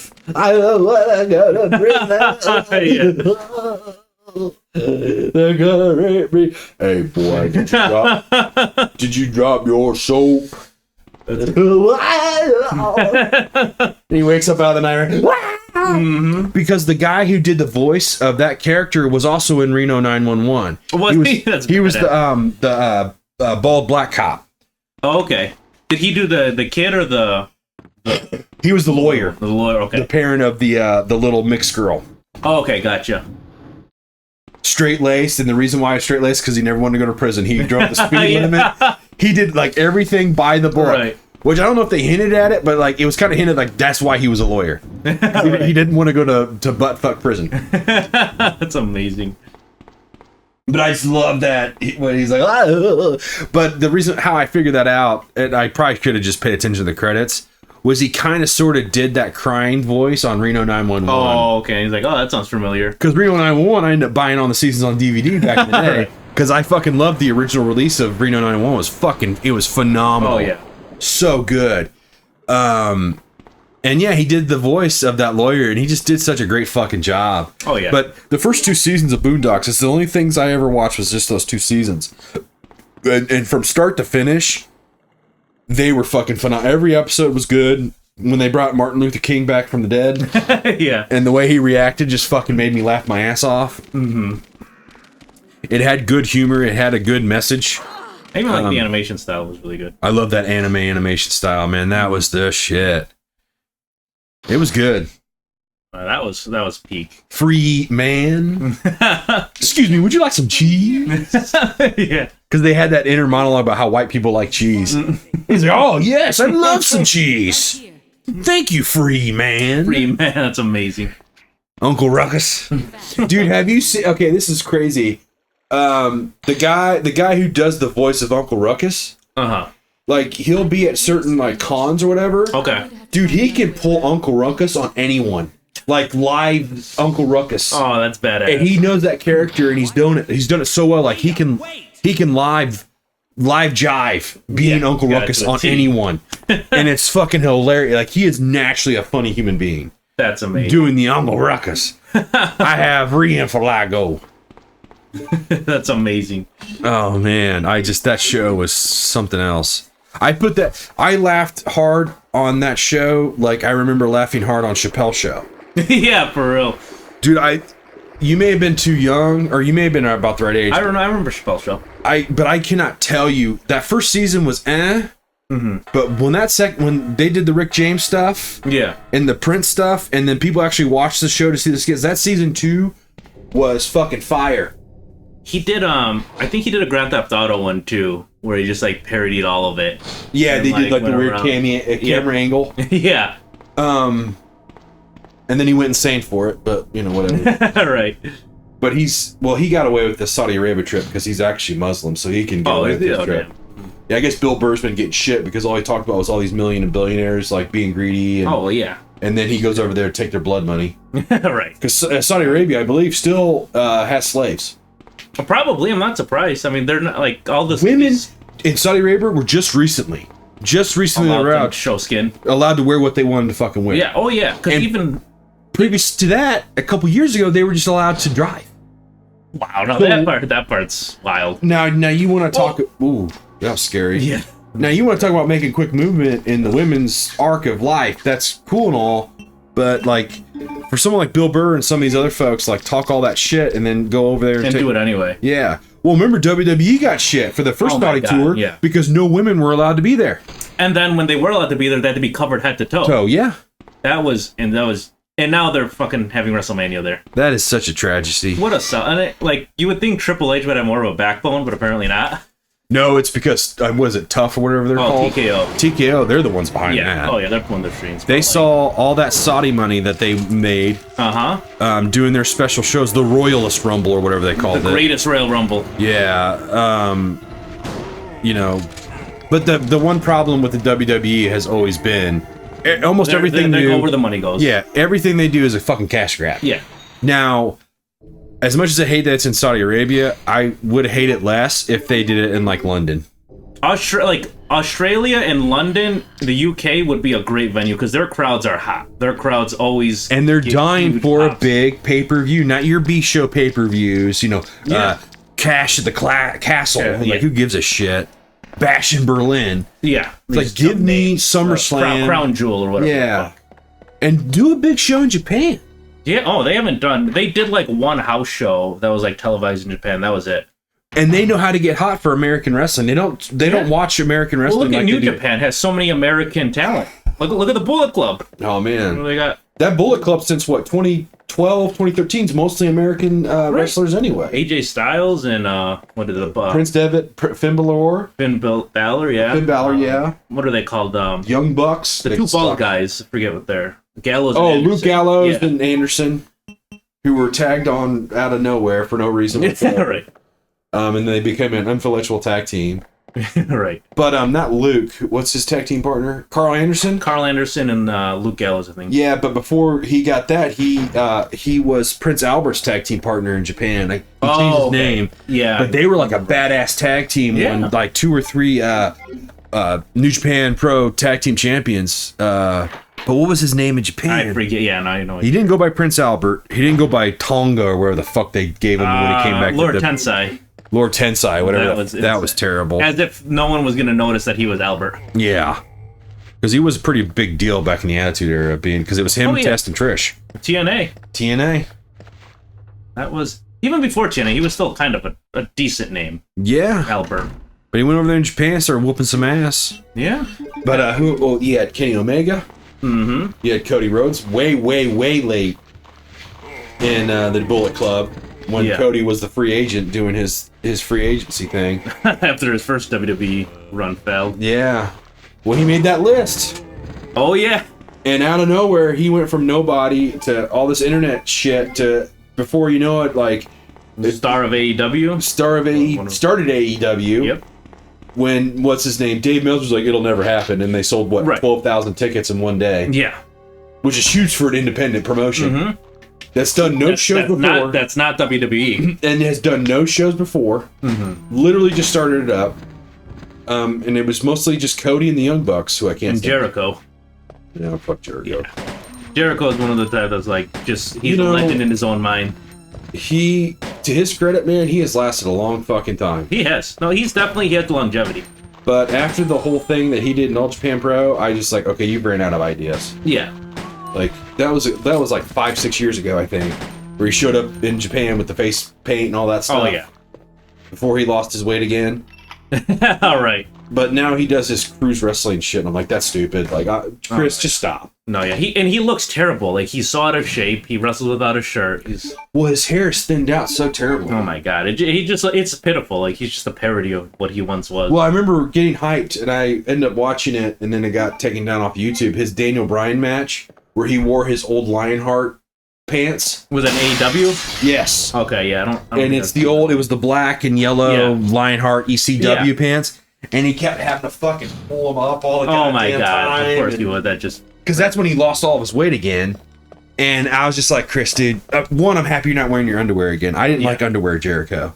No, I mean, it was different, but like, yeah, it just... No, don't get me wrong. The character was great. Yeah, that because he stole that from No Country for Old Men. Yeah. He stole that whole thing from the Old Country for Old Men. Which, hey, good on you, brother. You made some money. You were World Heavyweight Champion. You had some star key matches. You gave Shawn Michaels' wife a black eye. Yeah. Accidentally, he says. Accidentally, he says. According to him, of course. Had a great fucking run, based on a run that was going to go nowhere. Oh yeah, like he took it and he ran with it. Whatever, when he had the list. Yeah. Oh, that was there it is. That was the best last version. You're on the list. Exactly. Yeah. It was because it was him and KO. This huge scroll with him. Yeah. And I love it too because for like almost a year they built KO and him up as these best buddies. The only thing that ruined that feud match was it was like the first match on Mania. Oh yeah. Like what the fuck, man? How they just blow it out. They just give it. Now, if you would have taken Chris Jericho in 2002 with the Kevin Owens story, and then that version of Jericho can open the show because it would have been lights out, fucking 12 minutes of pure fucking bliss. Totally. But this was a seasoned, smart Jericho, and this was a Kevin Owens that had all those years of indie wrestling under his belt. Battered, Bane, bruised. He's more of an actor. He's still a good wrestler, but he got his character across, and it was believable. And then you put him on these two great wrestlers, but also good actors in the ring of getting a character across. Kevin Owens is great at the performance. And getting then people to hate him. Oh, here you go. Open the show. Yeah. Or go tear it down. Be the second match. It's like, whoa. This is like, this was like, I would have a hard time believing that those two guys' segments did not raise the ratings. Right. Like you're at a 289, and then it's Jericho they go to 3.01. Yeah. And then the moment they're off, they're back down to 287. Oh yeah. No, Jericho, especially his promos. Like, even though his wrestling has definitely declined, his promos have always been there. Well, I actually saw an interview where he explained why he changed the Lion Tamer. Like the name of the move?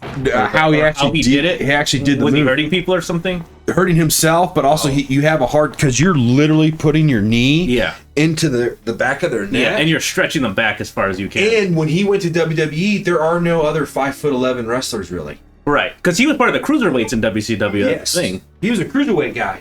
So you're going to the WWE, the land of the giants. Yeah. You got to do a Boston Crab. Right. And then call it a Lion Tamer. Just arch a little more. Exactly. Which is no different. Yeah, but then he brought back his moonsault. Although that never landed cleanly ever. Yeah, well, talk to Sabu about landing a moonsault. He did a triple jump moonsault. Well, he tried to make it hard. He did the butt of the chair, the top of the chair, and then hits the ropes and then flies back. That was, that's crazy. So the only time I remember this, I remember watching it with my my grandpa. ECW 198 Stand 2, where he fought Rey Mysterio. And I remember telling my pop, I was like, Pop, man. I was like, did you just notice something? He's like, what's that? I said, Sabu didn't botch a damn thing. Yeah. And he just started laughing. Figure. That's like first time ever. And he did all of his key moves because it ends up, Ray got injured. And when they did that DDT on the table, and then both men can't compete in an Extreme Rules match. They can't freaking. It's over. Continue, yeah. I remember. Talk about watering it down. All I know is, like, when the show was over, like, Taz chokes out Jerry Lawler, which is a waste of time. It was a 10-second match. the whole build was for Cena and Rob Van RVD, Dam. yeah. And that match wasn't even that good. The crowd. The crowd made it, though, when Yes. they were chanting that Cena all the most, like, just derogatory. Well, he throws the shirt, And they throw it back. and then he throws it again. This one guy's like, "Oh, I'm gonna rub it in my nose. Yeah. I'm gonna throw it." So, but that Cena, atmosphere was great. the 2006 Cena was getting smart as shit. Because when they threw it back the first time, he's like, "Fuck you, I'm throwing it again." Mm-hmm. He sees the guy rub his nose on it, throw it. Cena picks it back up, throws it back again. Because Cena knows two things: he's getting heat, but he's also getting Van Dam elevated. And they love him even more now. They're gonna love him even more no matter what the fuck he does. Because Cena going into ECW One Night Stand, there was nothing he could do.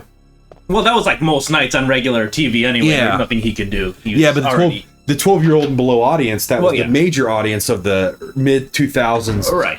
era. What brought me back to wrestling was getting out of that PG into like the PG air quote 13 era. Yeah.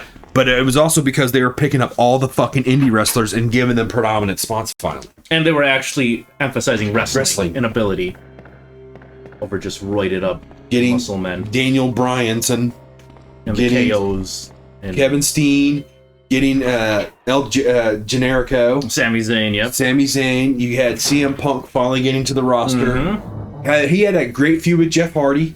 Oh my God! Yeah, when he made fun of his dog. That and made fun of his drug use. He had those Yeah. awesome matches with The Undertaker Mm-hmm. on SmackDown. Yeah, when he was still had the long man. hair. Edge was finally a true main eventer. Well, they finally gave him his push that he deserved a long time. Oh man, I still felt bad for him when he did that or he cashed in that shot and lost his title like a month later. Oh, to Cena, yeah, of course. Which like, there was no point of even giving the belt if he was just gonna drop it. Just literally. Oh, it was you know they like to tell the story. Oh, that was McMahon challenging me. Well, Oh yeah, challenge. As time or like come McMahon out- kissing Cena's ass. no, it comes out now more than anything. I think fucking McMahon just fucked with people just to fuck Oh with yeah, them no, for sure. because they couldn't do anything about it. Yeah. Like literally, this man has a power. Well, on top of everything else he's done, that's just fucking atrocious and terrible. Like he just likes to like make people miserable for no reason. Yeah, because he finds Gets it the rise funny. out of it. Yeah, he's like, oh, this person is a good wrestler. I'm gonna put them in an angle where they just fart and where they're a comedy character. Yeah, no, fuck him. Because I can't. Because I'm Vince McMahon. Yeah. He's like, what are you gonna do about it? You don't like what you like. You like what I tell you to like. That's literally what he said. Like, I remember one of the bookers were like, we're writing for an audience of one. Yeah. Every time. I mean, the dude. My favorite story I always heard. I think it was on the Mick Foley. Yeah. I don't know what it was, but someone was talking about. Oh yeah, Cactus Jack, man, he had some really good matches in FMW, and Vince is like, I believe it's pronounced ECW. It's like, oh an my asshole. god, you're so. But I mean, you're running even back in the mid '90s. That he was dealing with some tough times Oh yeah. because he was coming out of the not cancer, the steroid Steroids. trial. Yep. Hogan's gone. WCW Everyone's just gone. He's started. getting his ass kicked. He's got Yeah, no wrestlers, man. no loyalty. All he had was Shawn, Crazy Psycho Michaels, and Yeah. The Undertaker. And his the main thing that brought him back was not even his own doing. It was the screw job, which was never supposed to happen. No, it wasn't. So like he kind of just lucked into that, into the whole attitude. Well, what era. was smart of him is he caught on to the hatred of him. And he knew he could be a used bad it. guy. Yep. So I'll give him that. The character of Vince McMahon is like one of the greatest. Oh, heels of villains. all time. Absolutely. But the And booker, promoter. what made his character even cooler, in my opinion, is there were times where the Vincent character became a babyface. Mm-hmm. And it fucking worked. Yeah, like you got the sympathy out of him when the Undertaker was like traumatizing his whole family. Yeah. Like, yeah, I did some shit, but I don't deserve this. Yeah. But the worst mistake that was ever done, ever made, was the double cross of Stone Cold Steve Austin with The Rock at WrestleMania. Was it 17? Yeah. Well, it could have been great if they had booked Austin better after that, but he turned into a joke. No, he did.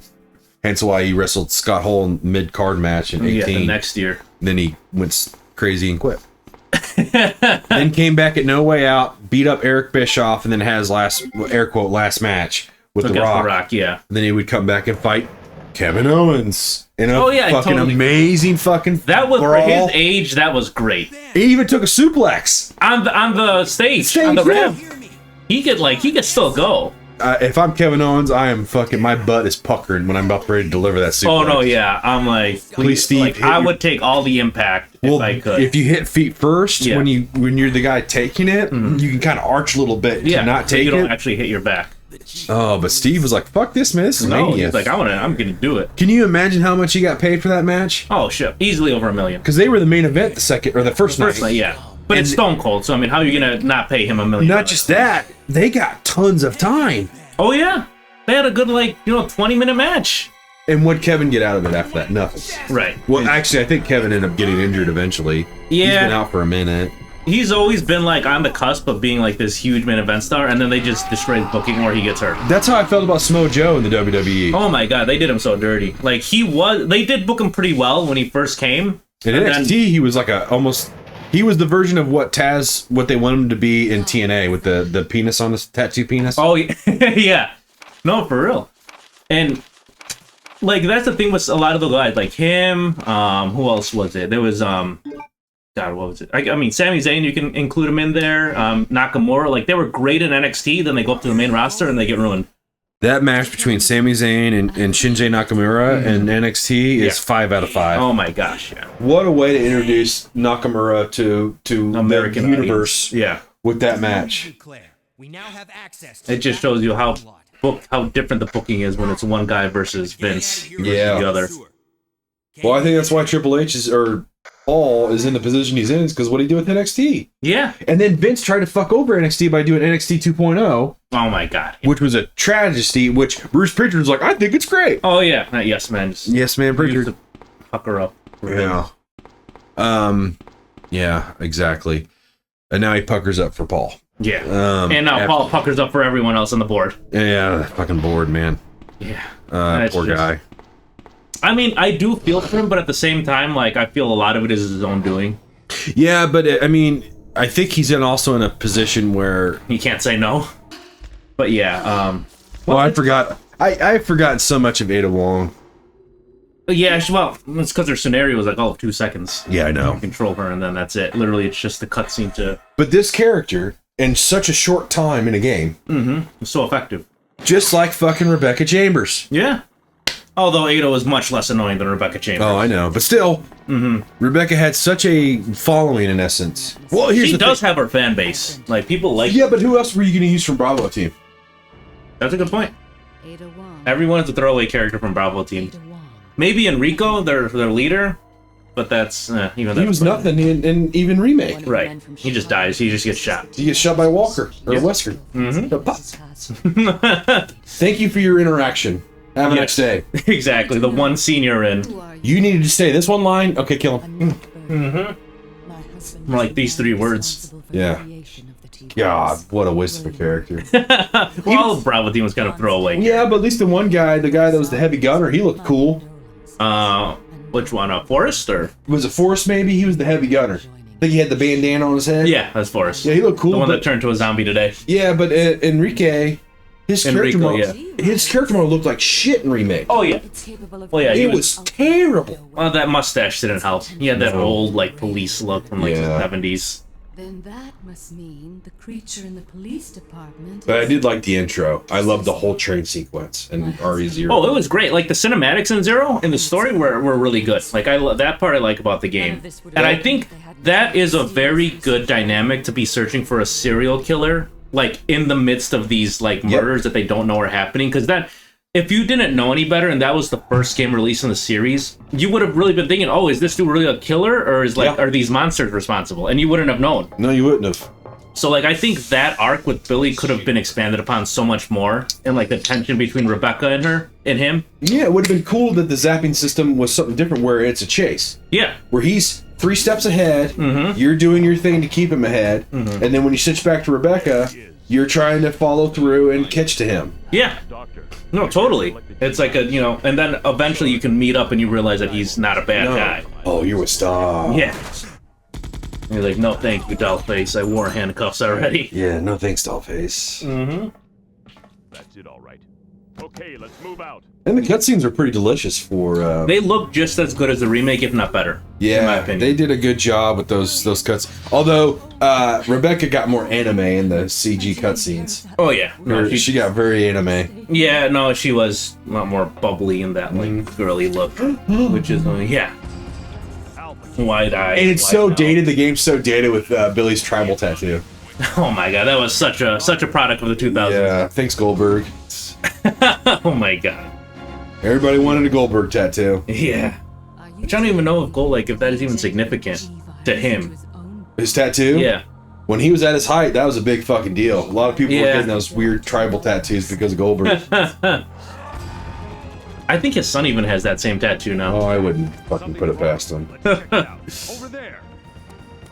Yeah, God. Eat this, you freak. Don't Yeah. even get me started on Goldberg. What is this? No, yeah. He cut like listening to his interviews, even like after his retirement match like a couple months ago, he comes off as the most like ungrateful, Oh, yeah. just like prick. The only Goldberg I liked was the WCW NW Revenge 2 Goldberg.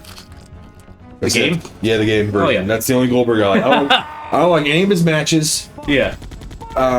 Personally, when I hear him conduct interviews and stuff, unless he's being paid by the WWE, Yeah. he's ungrateful. Oh no, yeah, totally. He talks And he shit, just talks shit about everyone. When like 2 weeks before, he's kissing their ass and praising them. Oh, he's Yeah. so great. And now he's so like, great. oh well, by the way, Undertaker was a jerk. He was the one that made the match dangerous, Yeah. etc., etc. What do you expect me? I'm in my 50s. Don't take the fucking match. Right? Don't accept the blood money in Saudi Arabia. Yeah. Don't almost kill the guy. One of the biggest guys in the wrestling Well, I business. guess the Undertaker's getting flack now because of His podcast. Yeah. Well, so what he did is actually kind of fucked up if it like really is true. So his friend, his co-host, was the one who initially came up with the idea, and he was the one that flew out to him. He recorded. He did all the hard work. They did the podcast. It was great for however long it was running. And then supposedly Taker just out of nowhere, just like, yeah, I'm gonna sell this to WWE without his knowledge or permission. So then he sold it to WWE, and not just that, but then they replaced his buddy Matt with his wife. Yeah. And- Who is offering nothing to the podcast. So now when like people are criticizing it, he just gives like the most like dumbest answer, just like, oh well, if you don't have to watch my show. If you don't like it, go watch something else. Always out for a payday, man. That's the Yeah. That's something wrong with wrestlers. They're always out for a payday. Even like the most respected guys, like, and don't get me wrong, like I still love the Undertaker, but like he's known as like a dude who doesn't take shit, who stands up for what he believes in. But then he was even at the Saudi Arabia press conference when they're like, we're in Mania. He's standing right there next to them. And it's like, dude, are you really like kind of becoming what you hated? Like, I'm not saying he's on Hogan's level, but it's like he's kind of showing hints that like, and I'm he'll follow sorry, the money. I never found his wife that interesting. oh no, not at all. Like just as like she was fine as a wrestler, like not bad, but like nothing like groundbreaking. And then I think what also got him flack was that somebody asked him like, do you think that your that your reputation and your clout with the WWE helped your wife? And he's like, I don't have no clout and I wouldn't use it even if I did. Like, come on, dude. Like, one of the most respected men in the industry, you don't have no clout. Yeah, right. Like, dude. come on.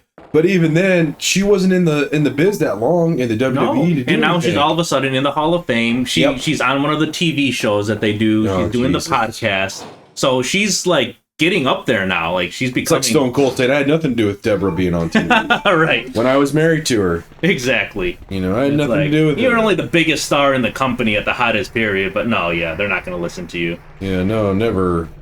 Yeah, that's unfortunate because I would catch highlights of their podcast. Oh yeah, and when he was with the original guy, Yeah. Matt, it was It was great. good. I love the show. I love hearing Undertaker talk. I think Matt was a really good co-host at like moderating. But then like I haven't even watched the new one. Well, what's funny, what I did catch was people complained about Matt, and then when Michelle took over, They're like, oh my god, "Bring I Matt- miss Matt. I wish Bring he's Matt back Yeah. now, please.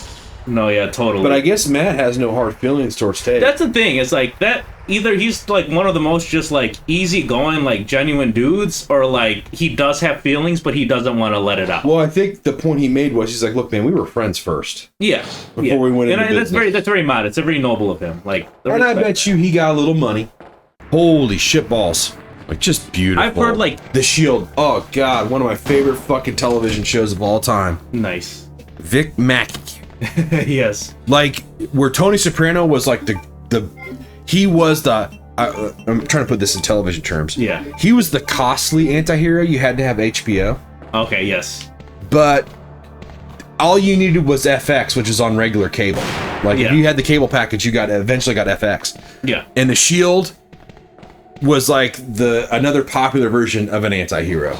But Gotcha, yeah. where Tony Soprano was in a bad guy role, doing bad guy things, the shield were cops.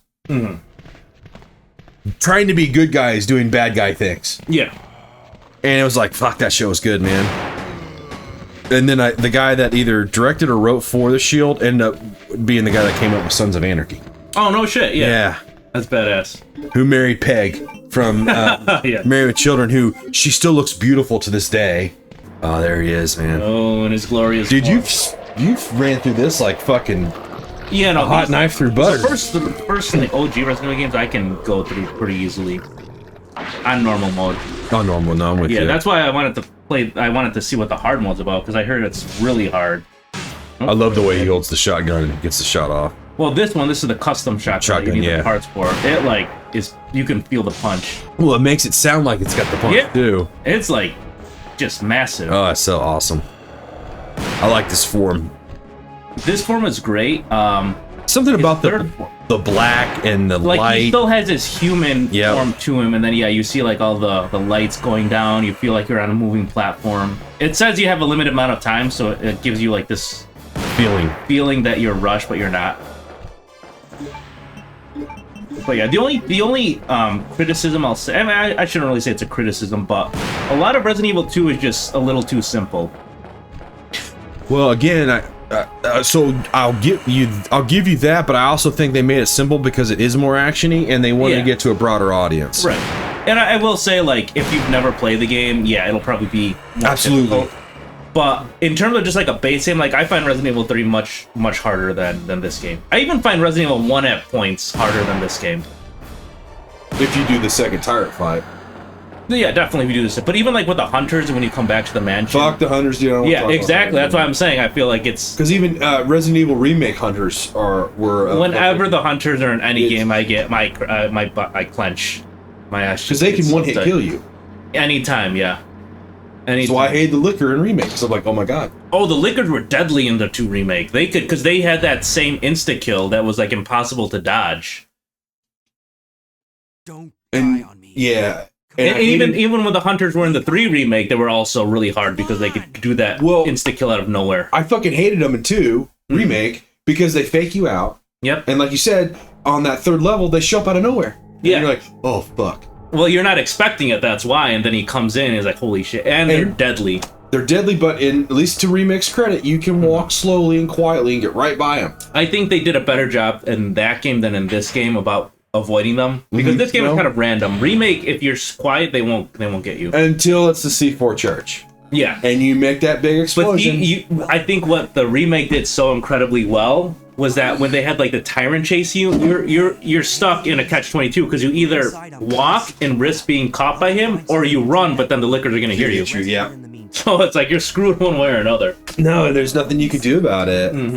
But that C4 moment where you hit the C4, the explosion happens. That was a great moment because you hear the liquor come out, and then the zombies start waking up, and you're like so screwed.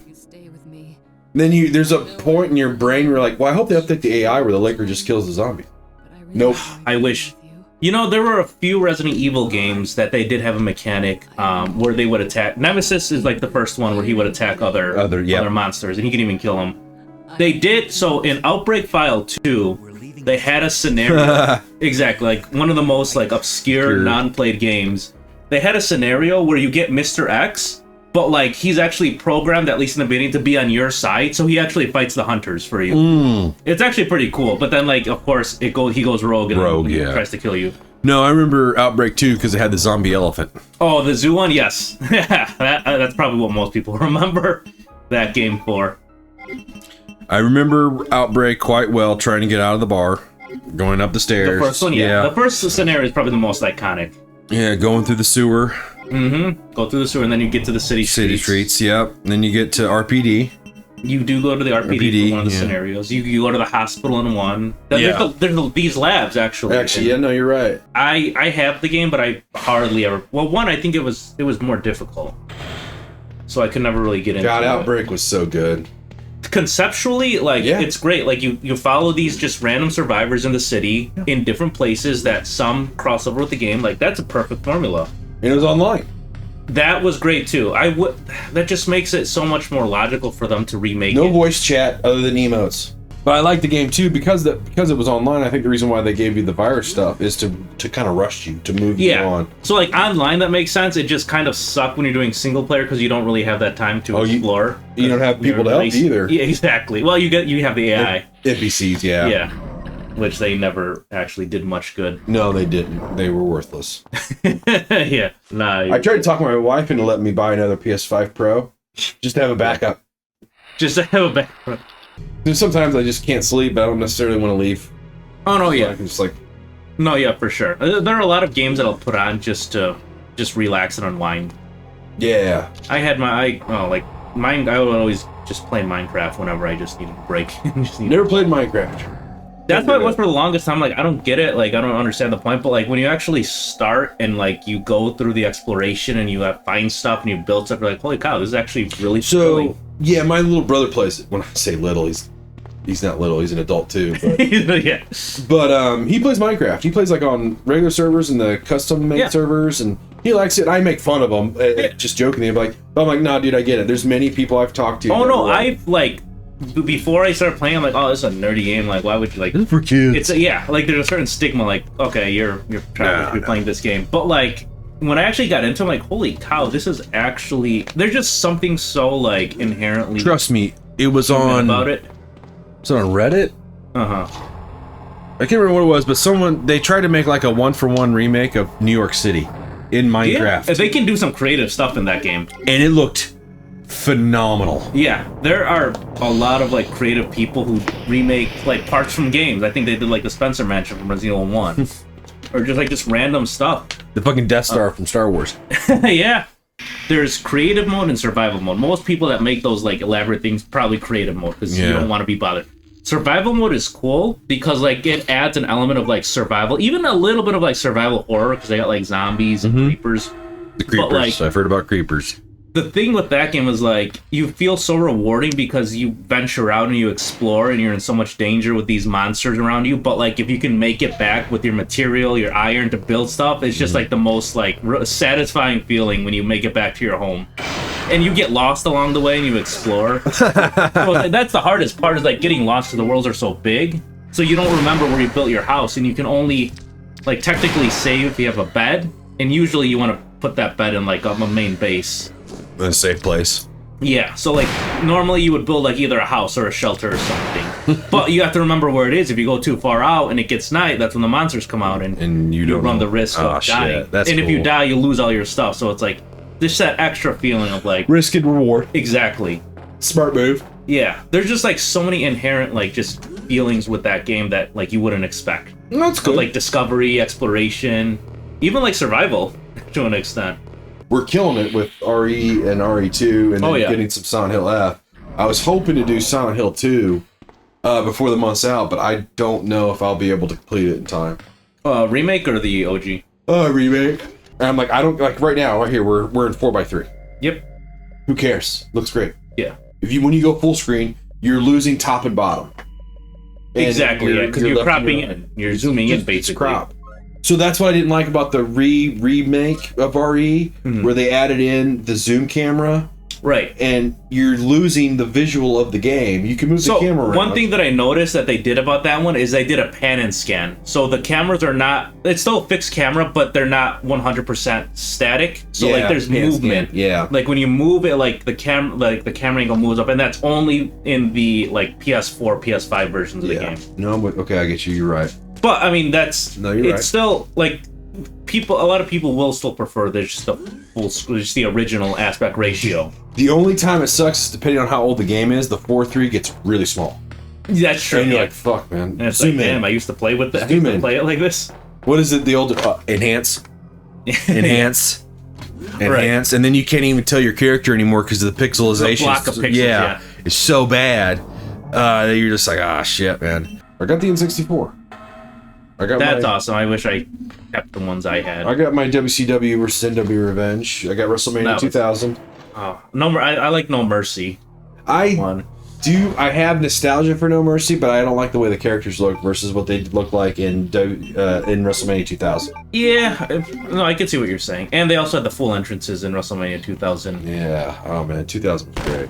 But what it didn't have was the Hardy Boys. He doesn't do the Swanton Bomb in 2000. He doesn't? He does it in No Mercy.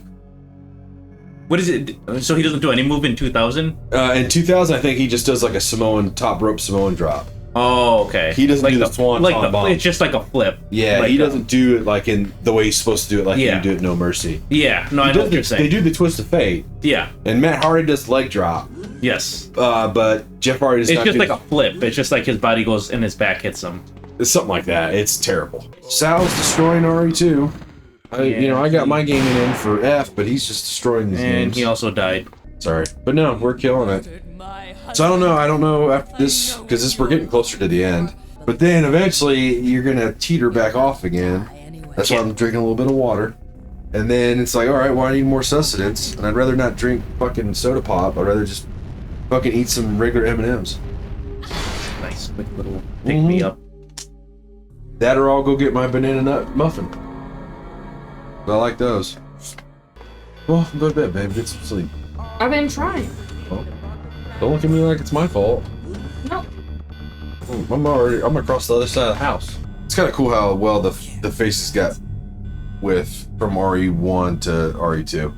Just everything was backgrounds. Everything was a graphical upgrade. Actually, it's kind of funny. The faces remind me of the WCW NWO World Tour. For instance, they kind of had like the same style of like modeling. Boxy, but more muscular. Oh yeah.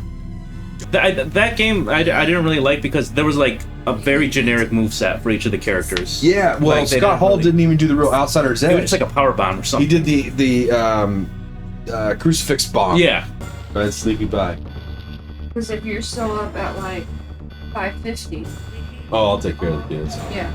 And then I'll hate my life for the 24 hours. Oh, we're good. Let me just kill this guy. You're fine. Dude's about to get wrecked, and then we'll get an A-ring.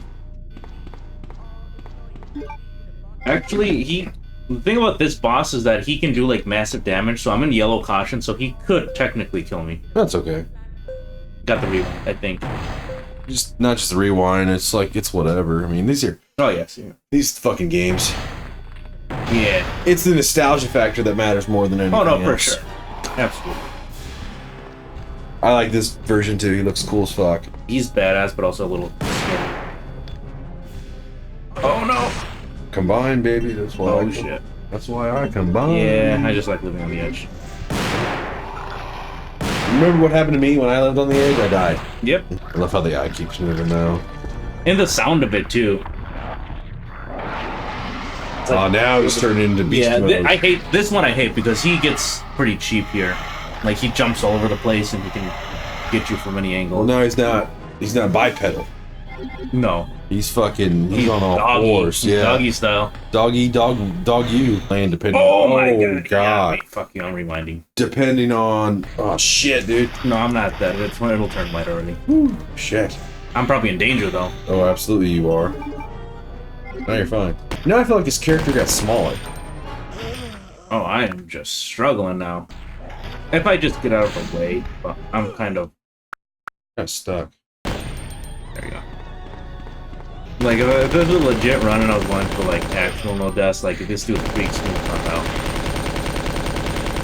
out. All the strategy I'm doing is not the smartest either, just standing and firing. He's an animal, man. Oh, God. There we go. Ooh.